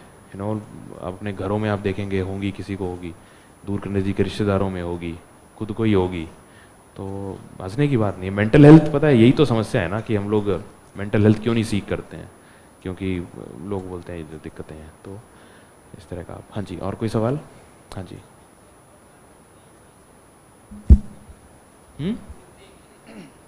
पेपर 4 के लिए पेपर सर हाँ जी सर, जैसे आपने बताया कि मेंस के पेपर में जो राइटिंग वगैरह का होता है तो वो तो ठीक है, बट इसमें हैंड राइटिंग का कितना इम्पोर्टेंस होता है? और अभी जो हमारे रिटन एग्ज़ाम लगे हैं उसमें काफ़ी सारे क्वेश्चन छूट जाते हैं, जैसे 10 नंबर के क्वेश्चन वगैरह होते हैं, तो राइटिंग स्पीड को कैसे इम्प्रूव करें सर? स्पीड, हाँ जी, आपका क्या डाउट था? इनका कुछ था ना, हाथ उठाया था किसी ने? अच्छा ठीक है। तो पेपर 4 200 नंबर का है, उसमें 2 पार्ट हैं, हिंदी और इंग्लिश। इंग्लिश है 80 नंबर का, हिंदी है 120 नंबर का। आपका डाउट था ना कि नहीं का? खैर, तो इसमें आप क्या कर सकते हैं कि जो हिंदी और इंग्लिश दोनों में 2 पार्ट है, एक ग्रामर का पार्ट है और एक कॉम्प्रिहेंशन, राइटिंग कॉम्प्रिहेंशन का पार्ट है। ग्रामर के पार्ट में वही 20-20 मिनट का शेड्यूल, उसको आप फॉलो कर सकते हैं। उसमें आप सिनोनिम, एंटोनिम, अनुलोम विलोम, एकात्मक, एक शब्द, वो सब आप चीज़ें उसमें कर सकते हो। और better yet what you can do is, ये सब चीज़ें क्या इंटरेस्टिंग होती है, everyone likes to do that, क्योंकि इंटरेस्टिंग सी हैं ये। तो आप जब भी ब्रेक ले रहे हो, चाय की थड़ी पे जा रहे हो या घर पे अगर रुके हो, तो whenever your parents are home, तो आप ब्रेक लेते हुए ये कर सकते हो, अपनी राघव प्रकाश उन्हें दे दो या आप अपने हाथ में रख लो और उनसे सुन लो, खुद सुना दो अपने दोस्तों से, अपने पेरेंट्स से, भाई बहन से। तो इससे क्या है कि खेल खेल में ये चीज़ें आपको याद हो जाएंगी और ये चीज़ें सभी को पसंद हैं। और इससे फ़ायदा ये होगा कि आपका जो टाइम वेस्ट होगा, मान लीजिए आप थड़ी पे जा रहे हैं, कुछ उल्टी सीधी बात करेंगे तो वो उल्टे सीधे लोग ही आएंगे, ढंग की बात करोगे तो अच्छे लोग ही आपसे जुड़ेंगे, और मजाक में आपकी ये सब चीज़ें कवर हो जाएंगी। दैट्स द ग्रामर वाला पार्ट। राइटिंग कॉम्प्रिहेंशन वाला जो पार्ट है, उसके लिए आप ये कर सकते हैं कि आपको जो एस्से लेटर और ये सब का फॉर्मेट 10 में से 5 या 6 नंबर तो आपके फॉर्मेट के ही होते हैं, ठीक है, 10 में से 5 या 6 नंबर। इसके बाद आपका क्वालिटी देखते हैं, फॉर्मेट क्या है, वही राजस्थान सरकार फलां विभाग सेवा में, ये वो विषय जो उसकी बॉडी है, प्रतिलिपि, ये जो फॉर्मेट है ना, इसी के 5 से 6 नंबर होते हैं। तो इस फॉर्मेट को रट्टा मार लो। इसके बाद आप थोड़ी सी मेहनत ये कर लो कि अच्छी एप्लीकेशन लिख दो या अच्छा एक लेटर लिख दो, बजाय एक रूटीन कुछ लिखने के। तो आप आसानी से 7-8 नंबर ले जाओगे 10 में से। And that applies to both English and Hindi as well. और जो एस्से वगैरह लिखने हैं उसमें थोड़ी सी प्रैक्टिस कर लो आप लिखने की एस्से, तो आपका हिंदी इंग्लिश कवर हो जाएगा। हैंड राइटिंग की ये है यार कि हैंड राइटिंग का, जैसा आपको मैंने शुरू में बताया था कि आपका काम है एग्जामिनर का जीवन आसान करना। अगर आपकी हैंड राइटिंग इतनी ख़राब है कि उन्हें पढ़ा नहीं जाएगा उनसे, तो ये थोड़ी सी दिक्कत की बात है। इसके लिए आप क्या कर सकते हो, हैंड राइटिंग का एक अगर प्रॉपर स्पेसिंग है ना, तो आप अंदाज़ा लगा लोगे। जैसे ये पेपर 4 लिखा है, हैंड राइटिंग लिखी है, ये स्पीड लिखा है, हालांकि लिखा मैंने बहुत जल्दी में है, पर थोड़ा सा गैप है ना बीच में, तो आपके लिए पढ़ना आसान हो जाता है। पहली चीज़ ये करो, आप प्रॉपर स्पेसिंग बना के रखो। दूसरा आप ये करो कि अभी भी अगर आपको लगे कि थोड़ा सुधार की ज़रूरत है, मतलब बस ये है कि पढ़ने लायक हो जाए, कर्सिव नहीं बनाना है आपको, तो 1200-1500 में आजकल कोर्स मिलते हैं हैंड राइटिंग सुधारने के। जयपुर में हो तो जयपुर में मिलते ही हैं, जाके ज्वाइन कर लो। 10-15 दिन का कोर्स होता है, 1-2 घंटे प्रैक्टिस करवाता है वो दिन में, तो आपको टेक्निक्स बता देगा कुछ कुछ, फिर आप उसकी प्रैक्टिस करते रहें और सुधार हो जाएगा। दूसरी बात राइटिंग स्पीड की, तो यार आरएएस का जो पेपर है मेरे हिसाब से तो बहुत लेंथी तो नहीं आता है वो, क्योंकि मैं शायद यूपीएससी की तैयारी करता था तो वहाँ तो लोगों को बहुत पेपर छूटता है, तो ये तो मुझे बिल्कुल लेंथी लगा नहीं। लेकिन अगर आपको लग रहा है तो आप राइटिंग बढ़ाने की, इसमें आप क्या कर सकते हैं, जैसे आपका 200 नंबर का पेपर है, राइट, आपका जो है 200 नंबर का पेपर है और आपको 180 मिनट मिले हैं करने के लिए इस पेपर को, राइट।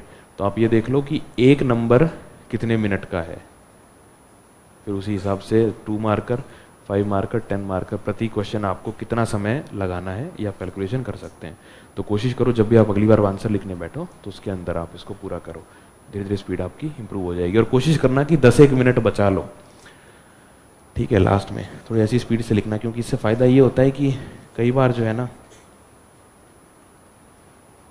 इससे फ़ायदा ये होता है कि कई बार लास्ट में कुछ सवाल हमें नहीं आते हैं, उसमें हम समय दे सकते हैं। और नेक टू नेक अगर 180 मिनट का हिसाब लगाओगे तो वो थोड़ा सा ऐसा हो जाता है, तो 60-1 का हिसाब आप लगा सकते हो। 1 सेकेंड यार,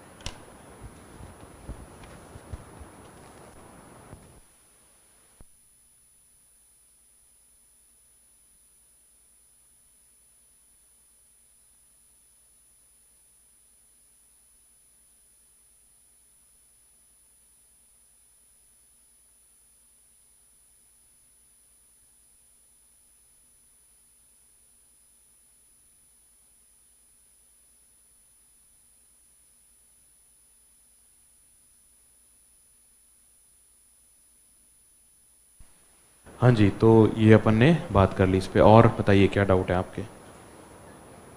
हाँ जी,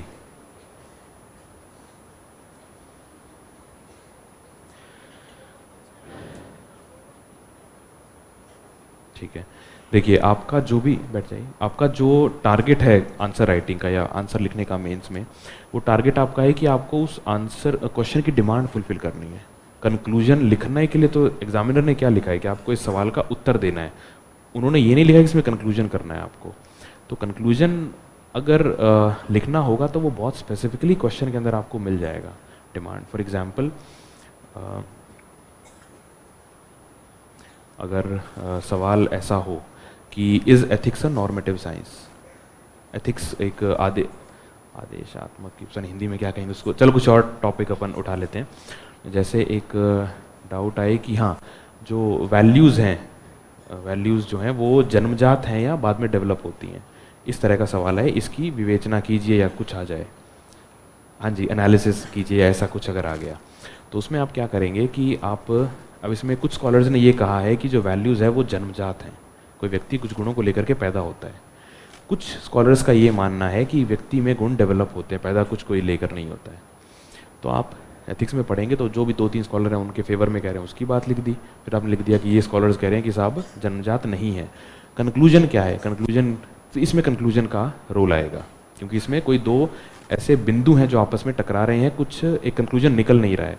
फॉर एग्जांपल अगर आपके सामने सवाल आए कि ease of doing business index के पैरामीटर्स के बारे में लिखिए, तो उसमें कंक्लूजन आप क्या लिखेंगे? हर क्वेश्चन में ज़रूरत नहीं है कंक्लूजन, आपको क्वेश्चन की डिमांड फुलफिल, आप ऐसा सोच के मत जाओ कि फॉर्मेट कि मुझे इंट्रोडक्शन बॉडी कंक्लूजन, नहीं, आपका काम है आंसर की डिमांड को फुलफिल करना। ठीक है, अगर डिमांड ये है क्वेश्चन की कि आप इसमें कुछ कंक्लूड करें, जैसा इसमें आपको मैंने बताया कि दो उल्टे अपोजिंग व्यूज़ हैं, उस केस में आप कुछ कंक्लूजन लिख सकते हो। लेकिन जहाँ पे है ही बिल्कुल सीधा सीधा, वहाँ एक्स्ट्रा 2 पॉइंट लिखो ना जो आपको हेल्प करे टू गेन मोर मार्क्स, है ना, इस तरीके से आप। हाँ जी, और बताओ कुछ। हाँ जी, शॉर्ट नोट्स कैसे बना सकते हैं? शॉर्ट नोट्स किस चीज़ के बनाना चाहते हैं आप? देखिए, शॉर्ट नोट्स का ऐसा है कि जो आपके नोट्स हैं स्प्रिंग बोर्ड के, या जो भी नोट्स आप बना रहे हो, तो उसमें 2 तरीके होते हैं। एक तो कि आप अलग से कॉपी बनाओ, उसमें आप उसके मेन पॉइंट्स लिखो, शॉर्ट नोट्स यही तो होता है। या फिर आप आजकल हाइलाइटर पेन आते हैं, आप उसी को वहीं हाईलाइट कर दो कि ये इंपॉर्टेंट है, आपका टाइम बचेगा, आपकी एनर्जी बचेगी। दोनों में से जो भी आप, शॉर्ट नोट्स बनाने का भावार्थ ये होता है कि इंपॉर्टेंट चीज़ें आप अलग से लिख रहे हैं ताकि आप जल्दी उसको पढ़ सके बजाय पूरी वो पढ़ने के। तो शॉर्ट नोट्स अगर आपको अलग से बनाने हैं तो आप इंपॉर्टेंट चीज़ें अलग से लिख लें, नहीं तो आप ऑल्टरनेटिवली यू कैन हाईलाइट उन इंपॉर्टेंट चीज़ों को आपके बेसिक नोट्स में ही, राइट, और आप उसी को जल्दी जल्दी पढ़ लीजिए, क्या चाहिए हाईलाइट किया हुआ, ये इंपॉर्टेंट है, तो आपका शॉर्ट नोट्स उसी में हो गया। तो मैं तो यार ये वाला तरीका यूज़ करता था, मैंने अलग से शॉर्ट नोट्स कभी नहीं बनाए। मुझे ऐसा लगता है कि समय उसमें जाता है। अब बहुत लोग बनाते भी हैं, उनके लिए हेल्प भी करता होगा, तो आप अपना उसमें देख सकते हैं। तरीका आपको मैंने बता दिया कि इंपॉर्टेंट चीज़ें आप अलग से पेपर पे लिख सकते हैं कि ये इंपॉर्टेंट चीज़ें हैं। हाँ जी, और बताओ। नमस्ते सर। सर नमस्ते। हाँ जी, नमस्ते। हाँ जी, सर पढ़ने के लिए सुबह का टाइम बेस्ट रहता है या रात का? ठीक है, नहीं ठीक है यार, पता है मैं आपको एक बताता हूँ बात। जब मैं कोचिंग करने गया था ना दिल्ली में, तो दिल्ली में मैं कोचिंग करने गया था, तो मैं बैठा था कोचिंग में और मेरे आगे एक लड़की बैठी थी। मैंने उससे पता है क्या पूछा था? नहीं, मैंने उससे ये पूछा था कि उसके पास में, जैसे अपन अब तक क्या कॉलेज वाले में लाइन वाली बुक्स पे लिखते हैं ना, लाइन वाले नोट्स पे, तो उसके पास मैंने देखे वो बिना लाइन वाले कागज़ थे, जिसपे वो नोटबुक उसकी बिना लाइन, अनरूल्ड जिसको कहते हैं। तो मैंने उससे पूछा, मैंने कहा इसमें नोट्स बनाऊं कि मैं लाइन वाले में बनाऊं? तो उसने मुझे ऐसे देखा कि भाई किसी में ही बना ले। तो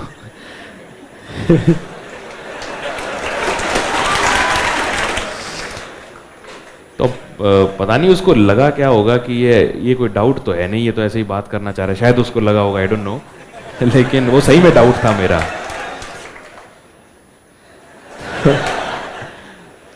तो कोई भी डाउट सिली नहीं होता कि जब तैयारी अपन शुरू करते हैं ना तो हर चीज़ डाउट लगती है। तो इसीलिए मैंने कहा कि खुल के पूछो, कोई बात नहीं अपन।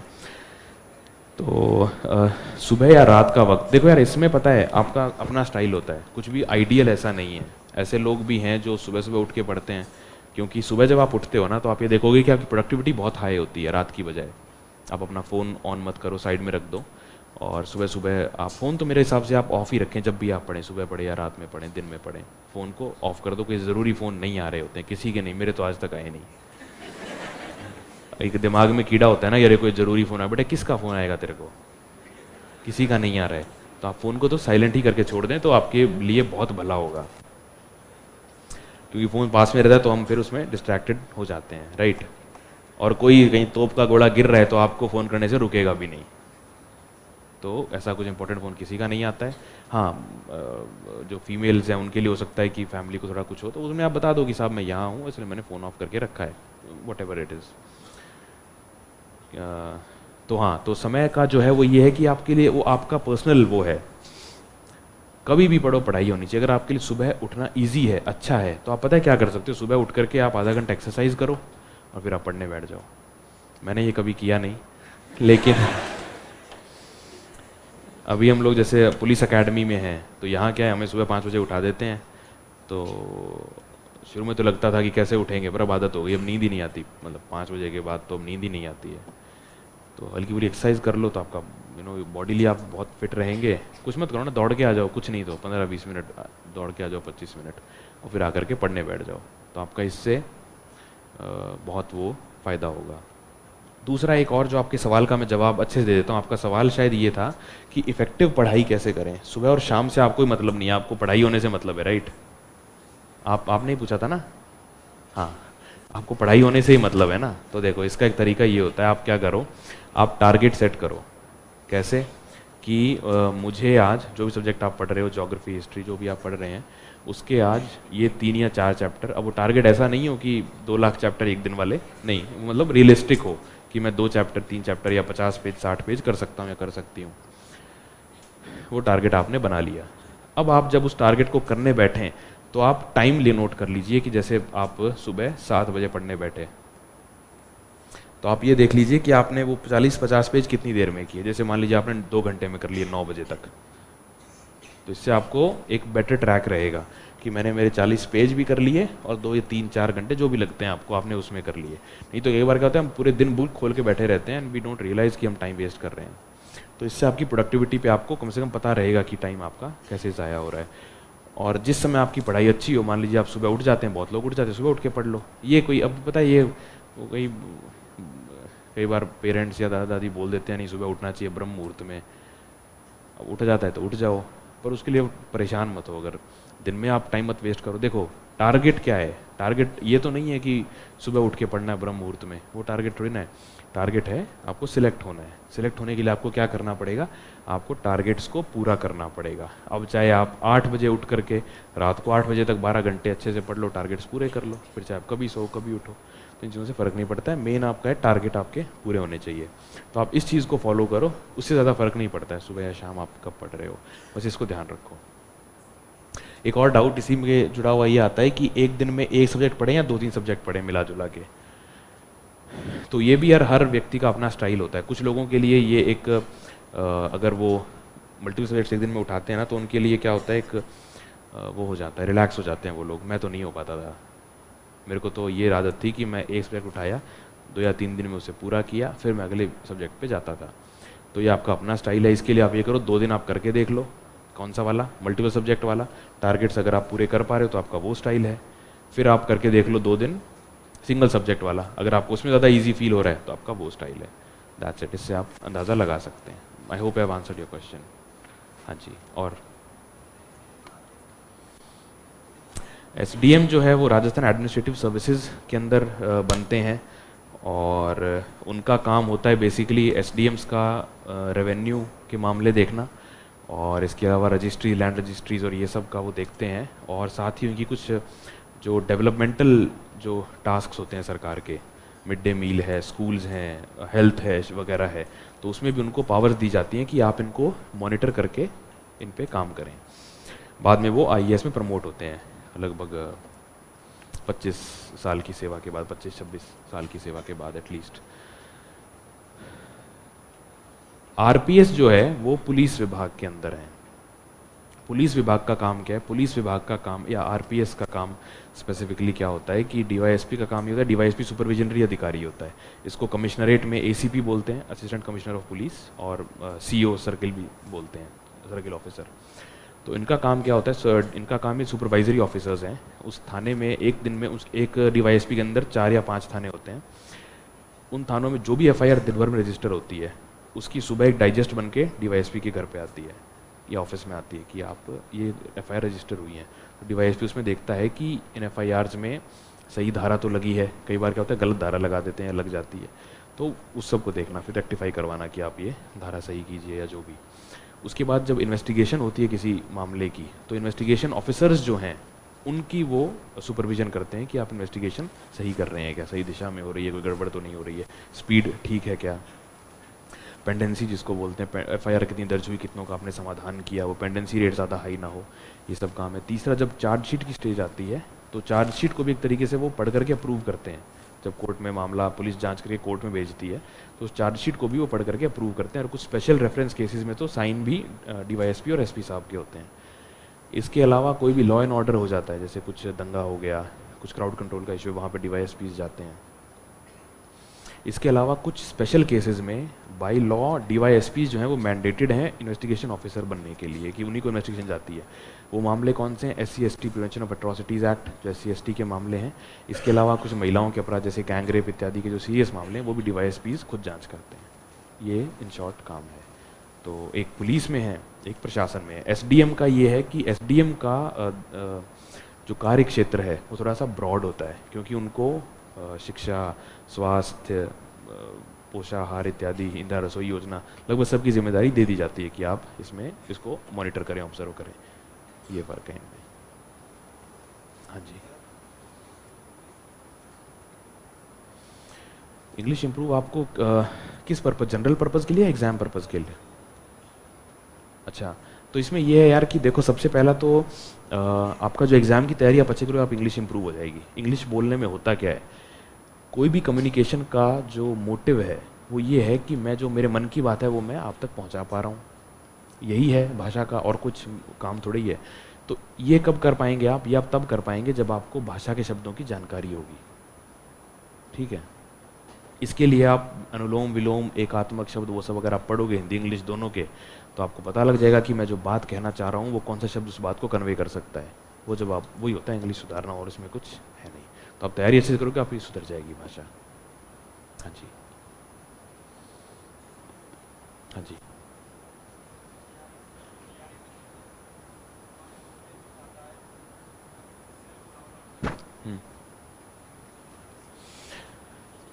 आपके लो फेज सभी के साथ आते हैं, ये ऐसा नहीं है कि आपके साथ ही आ रहे हैं या आप में कुछ दिक्कत है, सभी के साथ आते हैं। ऐसा कोई ब्रह्मांड में पैदा नहीं हुआ जो हमेशा अप फेज में रहता हो। तो उससे पहले तो दिमाग में आप ये बैठा लो कि ये लो फेज हर एक के साथ है। जो पढ़ने में दिक्कतें पेश आ रही हैं ये सभी को आ रही हैं, आप अकेले नहीं हो। सबसे पहले तो ये बात आप दिमाग में, सब लोग आप बैठा लो।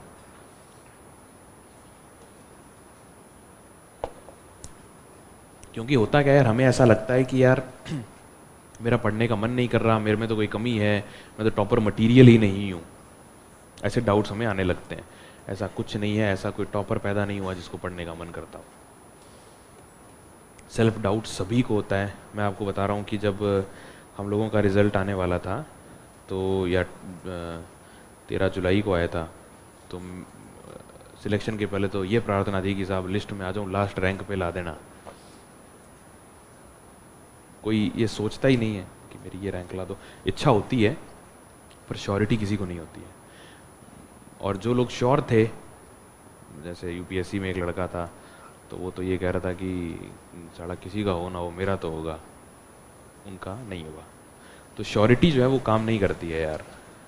ठीक है, तो सेल्फ डाउट हर एक को है, क्योंकि आपको पता नहीं ना आप मेहनत कर रहे हो रिजल्ट क्या रहेगा। तो ये बिल्कुल नेचुरल है। तो आप ये सोचो कि हर एक के साथ है, आप में कोई कमी नहीं है। सबसे पहली बात तो ये है।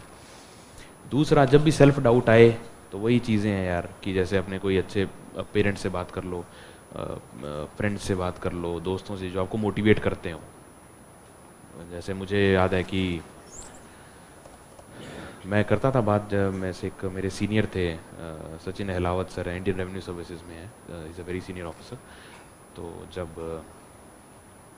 2019 की बात है, 19 या 20 की बात है शायद, हाँ 20 की बात थी। तो 20 में दिया था मैंने, इंटरव्यू दिया था, हुआ नहीं था। तो बड़ा मुझे सेल्फ डाउट सा लगा, और उस टाइम RAS का भी रिज़ल्ट वगैरह आया नहीं था।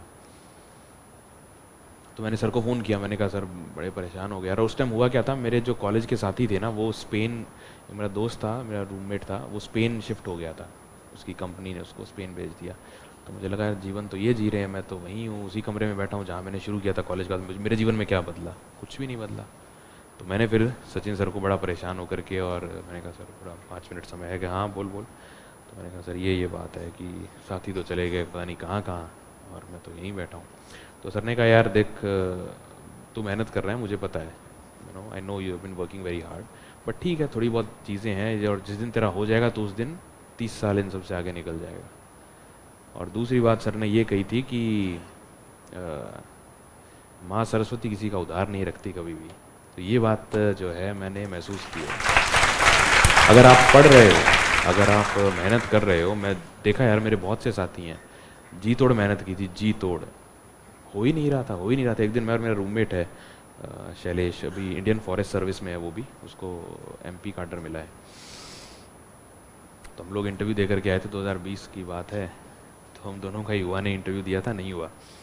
तो मैं बैठा था तो शैलेश आया, क्या हुआ भाई, क्या कर रहा है? मैंने कहा यार सैड सॉन्ग सुन रहा हूँ। तो जस्ट एक दिन नेक्स्ट डे की बात है रिजल्ट के, शैलेश बोला भाई मेरे को तो इतनी किस्मत खराब है, सैड सॉन्ग भी नहीं मिल रहे। तो कोई फ़र्क नहीं पड़ता यार। और मेहनत, बहुत मेहनती लड़का था वो, और मैंने भी मेहनत की थी। तो कई बार समय लग जाता है, भाग्य कह लो, ये कह लो, वो कह लो, तो पर मिलता है। तो ये मैंने देखा है, जो मेहनत जिन्होंने की है ना, तो उनका लास्ट में वो निकलते हैं यार। बस आपने ईमानदारी से मेहनत किया। अब आप पढ़ ही नहीं रहे हो या आप दिशाहीन तरीके से पढ़ रहे हो, फिर आप एक्सपेक्ट करो कि कुछ मिरेकल होगा, नहीं होगा। You will have to put in the hard work, you will have to put in the right direction में आप मेहनत आपको करनी पड़ेगी। पर होता है, या आप मेरे से लिखवा लो, अगर सही दिशा में मेहनत, क्यों नहीं होगा? और कुछ इंग्रेडिएंट है क्या? और कुछ तो कुछ है ही नहीं यार। जो 25 लाख का कोटा ये वो सब फर्जी बातें हैं। 35 लाख था, क्या था, जो भी था, तो वो सब फर्जी बातें हैं। पढ़ो लिखो, कोई दिक्कत। मेरे 70 नंबर थे इंटरव्यू, मैं खड़ा हूँ ना आपके सामने, कोई फ़र्क नहीं पड़ता। अच्छे से मेहनत करो, सही दिशा में करो, होता है। और कुछ है ही नहीं, कुछ वेरिएबल ही नहीं है। हाँ जी, उसके लिए बताया आपको मैंने, आंसर राइटिंग, उसकी एमसीक्यू की प्रैक्टिस की। रोमन सैनी सर का वीडियो देखना और एमसीक्यू की प्रैक्टिस करना, अपने आप आपके नेगेटिव मार्किंग कम हो जाएगा धीरे धीरे धीरे धीरे। रेशो कुछ नहीं होता यार, रेशो ये होता है उसका कि आपको एटलीस्ट 85% क्वेश्चन सॉल्व कर। वो देख, वो यार हर एक का पता है एक्यूरेसी अलग अलग होती है। जब आप सॉल्व करोगे ना तो आपको पता लगेगा। पर उसमें एक बेसिक फंडा ये है कि एटलीस्ट 75% से नीचे नहीं आना है आपको। अगर आपने 75% क्वेश्चन सॉल्व नहीं किए हैं ना, तो आपकी उससे कम किए हैं, तो आपकी फिर एक्यूरेसी बहुत ज़्यादा हाई होनी चाहिए। वो थोड़ा रिस्की हो जाता है। तो 75% क्वेश्चन आप कम से कम कीजिए। उसके ऊपर फिर आपका एक गोल्डन मीन ढूंढ लीजिए कि वो गोल्डन मीन आपका कहाँ है। जैसे मेरा 80% 85% क्वेश्चन पे था, उसके आगे फिर नेगेटिव चला जाता था। तो आप प्रैक्टिस करोगे ना तो आपको पता लगेगा कि वेरिएबल नहीं है, ये बहुत स्टैटिक है। तो आप 15, 20, 50 क्वेश्चन देखो, पेपर सॉल्व करो, आपको पता लग जाएगा कि आपको कहाँ पे रुकना है। इसके लिए आप ये कर सकते हो, एक टेक्निक आप क्या कर सकते हो, जैसे प्रीलिम्स का आपने पेपर उठाया तो 2 कलर के पेन लेना, ब्लू और ब्लैक। तो इसमें आप ये करोगे कि आपको जैसे ब्लैक कलर वाले से तो आप मार्किंग करोगे, फिर आप क्या करना, जो आपका जो भी क्वेश्चन है उसमें आप निशान लगाना कि जैसे ये क्वेश्चन मुझे 100% आता था तो उस पर एक टिक लगा दिया। इस क्वेश्चन मुझे 2 ऑप्शंस में डाउट था तो ऐसा कुछ निशान बना दिया। 3 में डाउट था, एक को मैंने पता था भी ये तो गलत है, 3 में डाउट है तो ऐसा कुछ निशान बना दिया 3 डॉट्स का। अब आप क्या करना, जब आपने ये सारे सॉल्व कर दिए, अब आप इन 2 में डाउट वाले क्वेश्चंस को सॉल्व करना, फिर आप 3 में डाउट वाले क्वेश्चंस को सॉल्व करना, फिर लास्ट में आप देखना आपके गलत कितने हो रहे हैं। तो आपको पता लगेगा कि जब आप 100 क्वेश्चन कर रहे हो तो नेगेटिव ज़्यादा हो रहे हैं, 80-85 के आसपास आपको ये लगेगा कि अब मेरा ऑप्टिमम स्कोर जा रहा है, इससे ज़्यादा कर रहा हूँ तो नेगेटिव हो रहा है। वो आप प्रैक्टिस करना, 5-7 पेपर में आपको समझ में आ जाएगा। इससे आप नेगेटिव कम कर सकते हो। रोमन सैनी सर की टेक्निक है शायद ये, शायद उसको आप वीडियो को देख लेना। हाँ जी, और कुछ परफेक्शनिज्म को दूर कैसे करें? देखिए यार, परफेक्शनिज्म की लड़ाई जो है ना, वो परफेक्शनिज्म चाहिए भी नहीं इस एग्ज़ाम में। इस एग्ज़ाम में आपको बस बाकियों से अच्छा होना है। टाइम वेस्ट होता है, बिल्कुल सही है। तो आप इसके लिए ये करो, परफेक्शनिज्म से बचने के लिए आप समय फिक्स कर लो। एक रियलिस्टिकली आपको अंदाज़ा हो जाता है कि यार ये सब्जेक्ट या ये चैप्टर मैं 1 घंटे में या 2 घंटे में, या ये सब्जेक्ट मैं 1 हफ्ते में या 4 दिन में कर सकता हूँ। 4 दिन बाद इस सब्जेक्ट को मैं छोड़ दूंगा। धीरे धीरे जो आप उस टाइम लिमिट के अंदर ही आप पूरा करने लग जाओगे। छोड़ दो, कोई डाउट नहीं आएगा, छोड़ दो। वो वैसे ही पूरा नहीं हो रहा था, वो पूरा होने वाला था क्या? वो नहीं हो रहा था वो पूरा, उसको छोड़ दो आप। और जब आप ये टकोगे ना कि मुझे 4 घंटे में इसको पूरा करना है, तो आप एक्स्ट्रा परफेक्शन में जाओगे नहीं, आप इसको पूरा करोगे।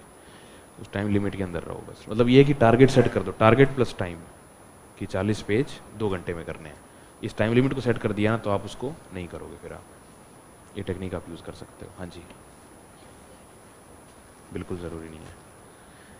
देखिए, एनसीईआरटीज़ का पर्पज़ ये होता है कि अगर आप खुद से पढ़ रहे हो, राइट, तो आपके पास कोई डाउट्स पूछने के लिए है नहीं, आपको समझाने के लिए कोई है नहीं। तो एनसीईआरटीज़ का मकसद ये है कि जब आप खुद से पढ़ रहे हो तो आप 6ठी से शुरू करो, 6ठी 7वीं 8वीं 9वीं 10वीं, आपके डाउट्स आते ही नहीं, क्योंकि बच्चों की भाषा में लिखी है। आप यहाँ पे आ गए हो, डाउट्स पूछने के लिए आपके पास टीचर्स हैं, तो आप क्यों पढ़ोगे एनसीईआरटीज़? कुछ अलग थोड़ी ना लिखा है उसमें, लिखा तो वही है जो आपके नोट्स का है। आप सीधे आप नोट्स पढ़ सकते हैं। कोई डाउट्स है तो आप टीचर्स से रेफर करें। एनसीईआरटी का बस इतना लॉजिक है। हाँ जी,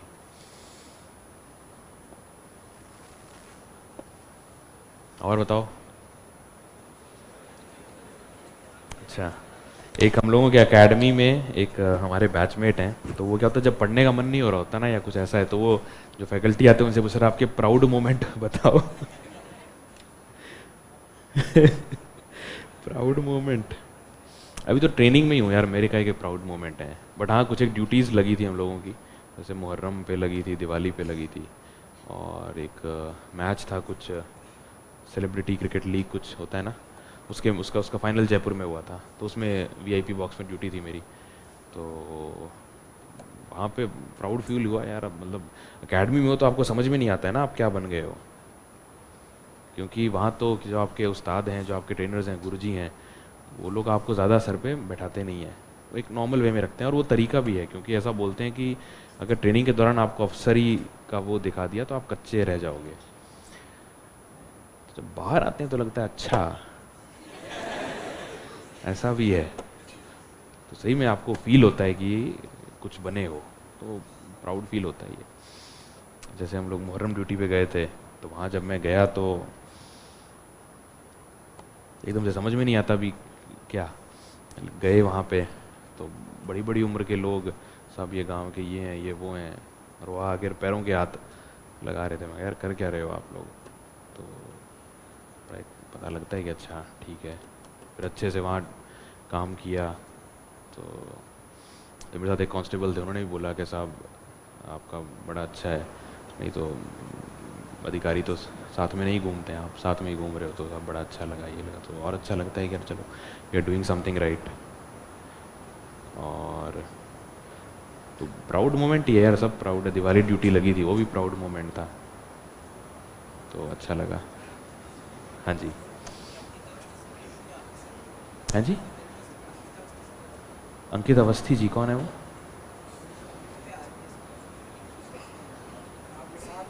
अंकित अवस्थी, 36 लोग तो हैं ही हम सारे यार, अंकित अवस्थी तो कोई नहीं है, कोई और सर्विस मिली होगी या तो मेरे बैच के नहीं होंगे फिर वो।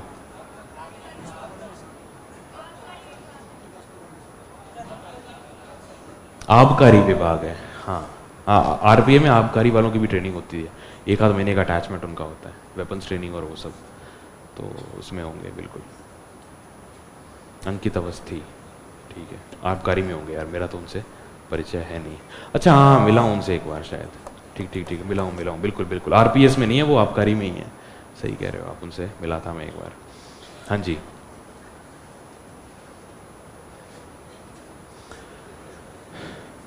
बताओ कोई डाउट?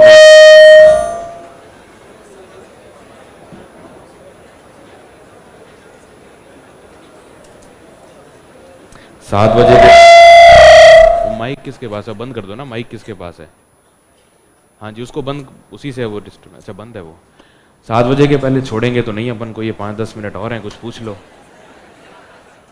और क्लास भी अपनी 5:30 शुरू हुई थी, तो हो सकता है। हाँ जी, हाँ जी,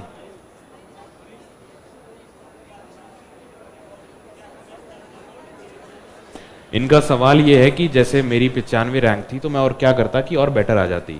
तो पहली बात तो मैं संतुष्ट हूँ, मेरी आरपीएस पहली प्रेफरेंस थी। और दूसरी चीज़ ये थी कि यार मैंने तैयारी कैसे की थी। मैं 2017 में मैंने यूपीएससी का इंटरव्यू दिया था, तो मेरा उसमें हुआ नहीं था, तो यूपीएससी वाले में हुआ नहीं, तो उसके 15 दिन बाद में यूपीएससी का प्रीलिम्स था, तो मैंने वो प्रीलिम्स दिया, तो वो प्रीलिम्स भी मेरा रुक गया 0.67 कुछ से। तो मुझे लगा ये तो बड़ा माड़ी हुई, पर चलो जो ईश्वर की उसमें कुछ इच्छा थी। उसके 1 महीने बाद में आरएएस का प्रीलिम्स था, तो इसी की तैयारी, यही बच गया ले दे के, मेंस तो था नहीं। तो 1 आध महीने बाद में फिर ये था, हाँ यूपीएससी का रिजल्ट आ गया था, उस प्री में मेरा हुआ नहीं था, तो उसके 1 महीने बाद में आरएएस का प्री था। तो मैंने क्या किया, मैंने उठाए प्रीवियस ईयर पेपर्स और सिलेबस कि क्या पढ़ना है, बिल्कुल शॉर्ट में 15-20-25 दिन का टाइम था। प्री निकल गया, फिर आया मेंस की बारी। तो उस टाइम कह रहे थे कि अगस्त में शायद प्री हुआ था 25 अगस्त को, और फिर कह रहे थे सितंबर में आपका मेंस करवा देंगे। तो मुझे लगा अच्छा 2 ही महीने हैं, तो मैं फटाक से सिलेबस उठाया मेंस का, और मैं उसके नोट्स मैंने खुद से बनाए। मैं अकेडमी में उस टाइम नहीं आया था, स्प्रिंग बोर्ड में, मैंने नोट्स खुद से बनाए, NIOS और उसका यूज़ करके नोट्स बनाए मैंने। फिर वो अगर सितंबर से चला गया आगे, नवंबर दिसंबर, कब फिर वो बोले और आगे चला गया। तो उसके उसके बाद फिर मैं गया अकेडमी आया फिर मैं, तो यहाँ जो अकेडमी के नोट्स जो थे इसमें मैंने मेरे पुराने नोट्स को अपडेट किया। फिर फरवरी में मेरे को एग्ज़ाम होता दिखा नहीं, तो फिर मैं फरवरी में चला गया वापस दिल्ली यूपीएससी की तैयारी करने। फिर यूपीएससी का प्रीलिम्स दिया मैंने। यूपीएससी प्रीलिम्स के 25 दिन बाद में मेंस था, 25-26 जून को, 2 जून को, 3 जून को यूपीएससी का प्री था। तो बीच के 5-7 दिन तो मैं यूपीएससी की तैयारी करता रहा। मैं बोला ये बीच में अटका देते हैं यार, कोई मतलब है क्या। तो पापा ने कहा बेटा तेरा यूपीएससी निकल नहीं रहा है, आरएएस तेरे को देना नहीं है, तो गाड़ी चलेगी कैसे। तो फिर मैंने कहा चलो छोड़ो, 10-15 दिन की बात है। पुराने नोट्स मेरे उठाए मैंने और मैंने उसको रिवाइज़ करके और दिया, मेंस दे दिया। फिर इंटरव्यू हो गया। इंटरव्यू के टाइम फिर मेरा लास्ट में था इंटरव्यू, तो इंटरव्यू की तैयारी तो यूपीएससी वाली की हुई थी, तो कुछ ज़्यादा था नहीं। तो मैं इम्प्रूव क्या करता यार, मेरे पास तो समय ही मैंने इतना ही दिया, 3-4 महीने कुल ही। तो इम्प्रूवमेंट क्या करता मैं, मतलब अगर मैं सिर्फ आरएएस की तैयारी कर रहा होता तब शायद मैं कुछ और काम इस पर कर पाता, पर अब तो जितना मेरे पास समय था मैंने सारे मेरे अस्त्र शस्त्र चला दिए थे इसमें।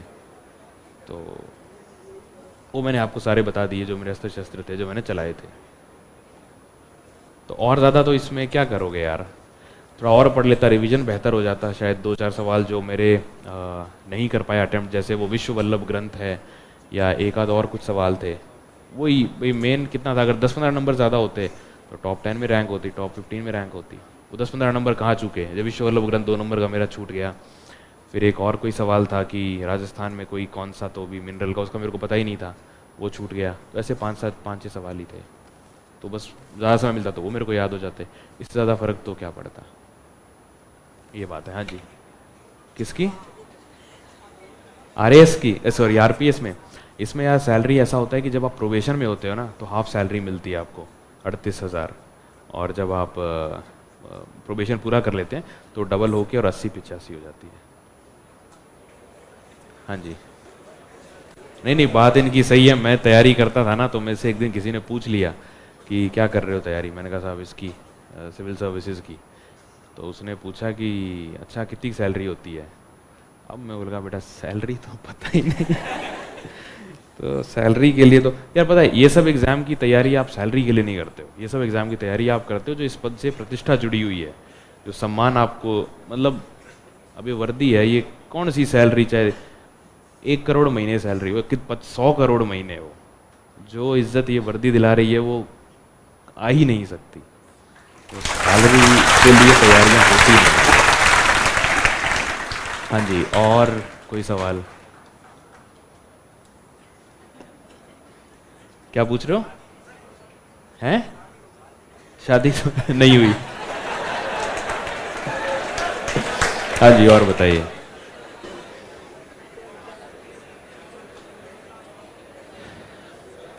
हाँ जी,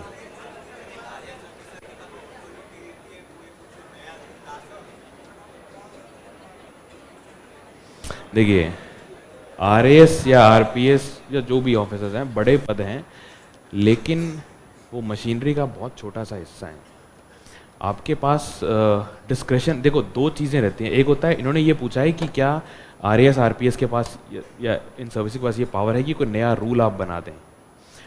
देखिए रूल बनाने का काम जो है वो, लॉ बनाने का काम है विधायिका का, रूल बनाने का काम है एग्जीक्यूटिव का। एग्जीक्यूटिव यानी कि जो सीनियर ब्यूरोक्रेसी है, सेक्रेटरी लेवल, उस लेवल पे रूल्स बनाए और निर्धारित किए जाते हैं। हमारे लेवल पे, even at the IAS level और आईपीएस लेवल पे भी हमें उन रूल्स को अप्लाई करना है। इसमें हमें डिस्क्रेशन मिलता है। डिस्क्रेशन क्या होता है, डिस्क्रेशन ये होता है कि जैसे रूल्स आपके लिए फिक्स हैं, पर वो पर्टिकुलर इंसिडेंट या वो पर्टिकुलर चीज़ किस रूल के अंदर आएगी, ये अथॉरिटी आपके पास है डिसाइड करने की। इसको बोलते हैं डिस्क्रेशन। तो ये डिस्क्रेशन की पावर इसमें अपन को मिलती है।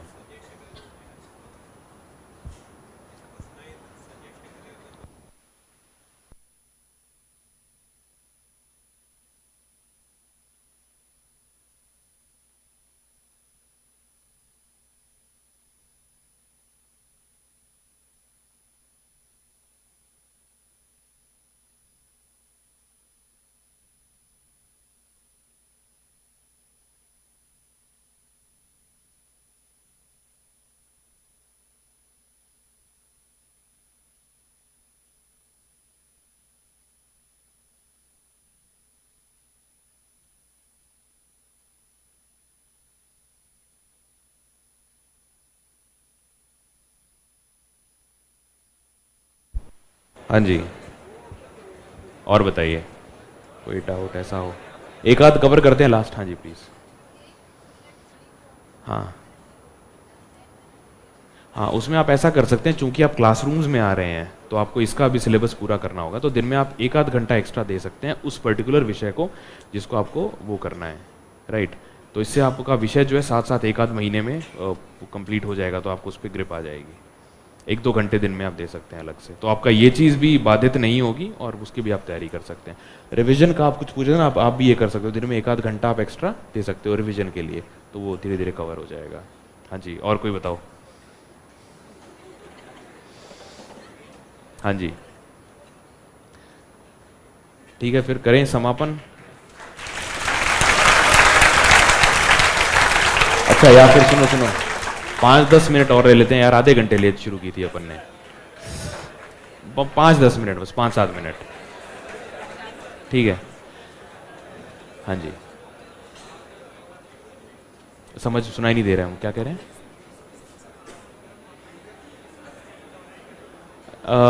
पब्लिक स्पीकिंग की स्किल्स कैसे डेवलप आप कर सकते हैं?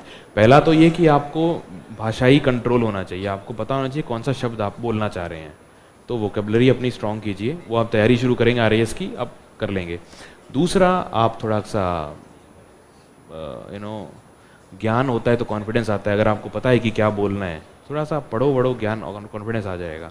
कॉन्फिडेंस इसी बात का तो होता है ना कि आपको कुछ आता है, और क्या कॉन्फिडेंस होता है, बस। हाँ जी, एग्जाम जब पास में हो, सिलेबस को रिवाइज कैसे करें?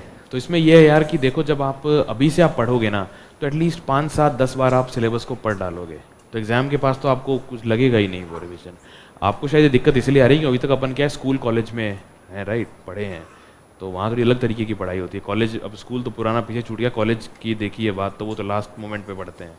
शुरू से पढ़ोगे इसमें तो आपको दिक्कत नहीं आएगी, तो आप आसानी से आप सिलेबस को कवर कर लेंगे लास्ट तक। साथ साथ करते रहो रिवाइज आराम से, 6-7 बार रिवाइज होने के बाद तो फिर वैसे ही पन्ने पलट लेते हो आप, इट वोंट मैटर मच। हाँ जी, मेरा एजुकेशनल बैकग्राउंड, अच्छा मेरा परिचय, मेरा नाम परीक्षित सेहाग है और मैं हनुमानगढ़ से बिलोंग करता हूँ, राजस्थान में, संगरिया एक जगह है वहाँ से। मेरी बेसिक एजुकेशन संगरिया में ही हुई क्लास 10 तक, फिर 11th-12th में झुंझुनू में बिरला पब्लिक स्कूल में मैंने पिलानी से किया।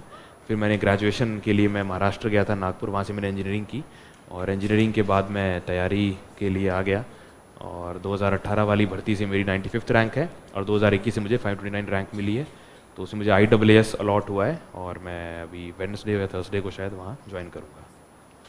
हाँ जी,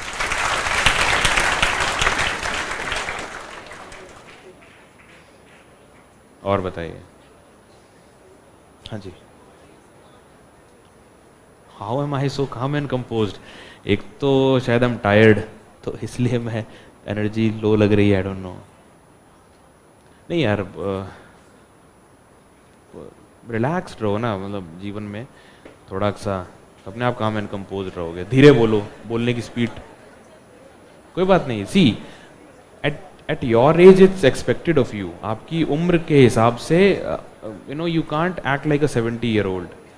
जब मैंने तैयारी शुरू की थी, अच्छा एक फन फैक्ट बताता हूँ, जब मेरा सिलेक्शन हुआ या जब हुआ, तो लोगों को ये लगा कि मतलब इसका हो कैसे गया।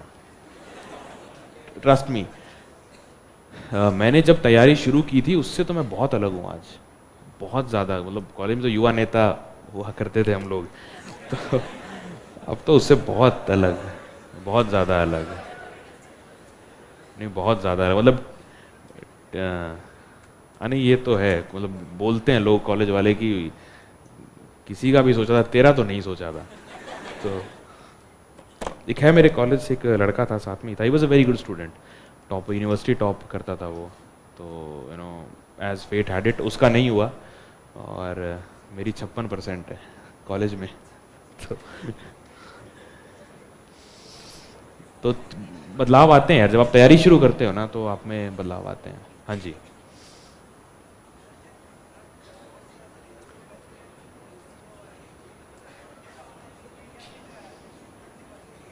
क्या उन नोट्स को क्या होना चाहिए? हाँ 5-7 बार जब आप कोई चीज़ पढ़ लेते हो तो आपको उसके महत्वपूर्ण बिंदु अपने आप याद हो जाते हैं। तो आप 5-7 बार रिवाइज कर लो बस, आपको अपने आप you will get a hang of things कि कैसे करना है। हाँ जी, और बताओ।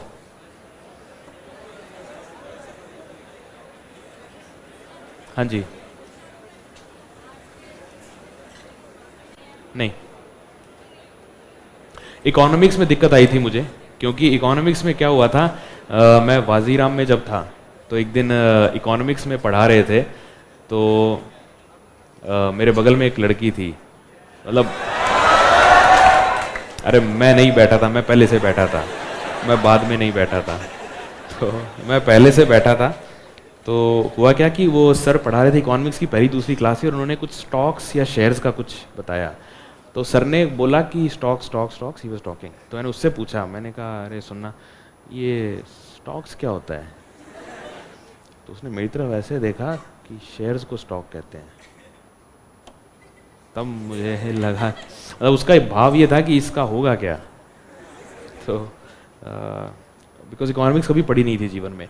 फिर मैंने उस पर मेहनत की, क्योंकि मुझे पता था कि ये मेरा वीक सब्जेक्ट है, और अब मुझे इकोनॉमिक्स में फिर कोई दिक्कत, क्योंकि मुझे पता था वो मेरा वीक है, I worked hard on it. मैंने उसकी अलग से बुक ला करके उस पर मेहनत की। तो आप वैसे कर सकते हैं। हाँ हाँ हाँ जी, तो यही है यार, बढ़िया एंजॉय करो, पढ़ाई करो। At the end of the day 2-4 चीज़ें याद रखो कि यार जितनी जल्दी यहाँ से आप निकलेंगे, जितनी जल्दी आप निकलेंगे, मैं ये नहीं कह रहा हूँ कि पहले अटेम्प्ट में सबका हो जाएगा, इच्छा तो मेरी है सबका हो जाए, बट कोई बात नहीं, you may take time, but आप मेहनत करते रहो, अपने आप के साथ ईमानदारी रखो, टारगेट और टाइम बेस्ड अप्रोच रखो, डिस्ट्रैक्शंस को लिमिटेड रखो। मैं ये नहीं कहूँगा डिस्ट्रैक्शंस नहीं आएंगे, आएंगे, उनको लिमिटेड रखो। और जब पढ़ाई बहुत अच्छी चल रही होती है ना एग्जाम से, तब डिस्ट्रैक्शन तभी आते हैं, ये एक फैक्ट है। एग्जाम से जस्ट पहले आपको मतलब क्या क्या जीवन में मिलने लगेगा, बट उसको थोड़ा सा आप उसको आगे के लिए रखें, and you will all get through. चलिए, थैंक यू वेरी मच।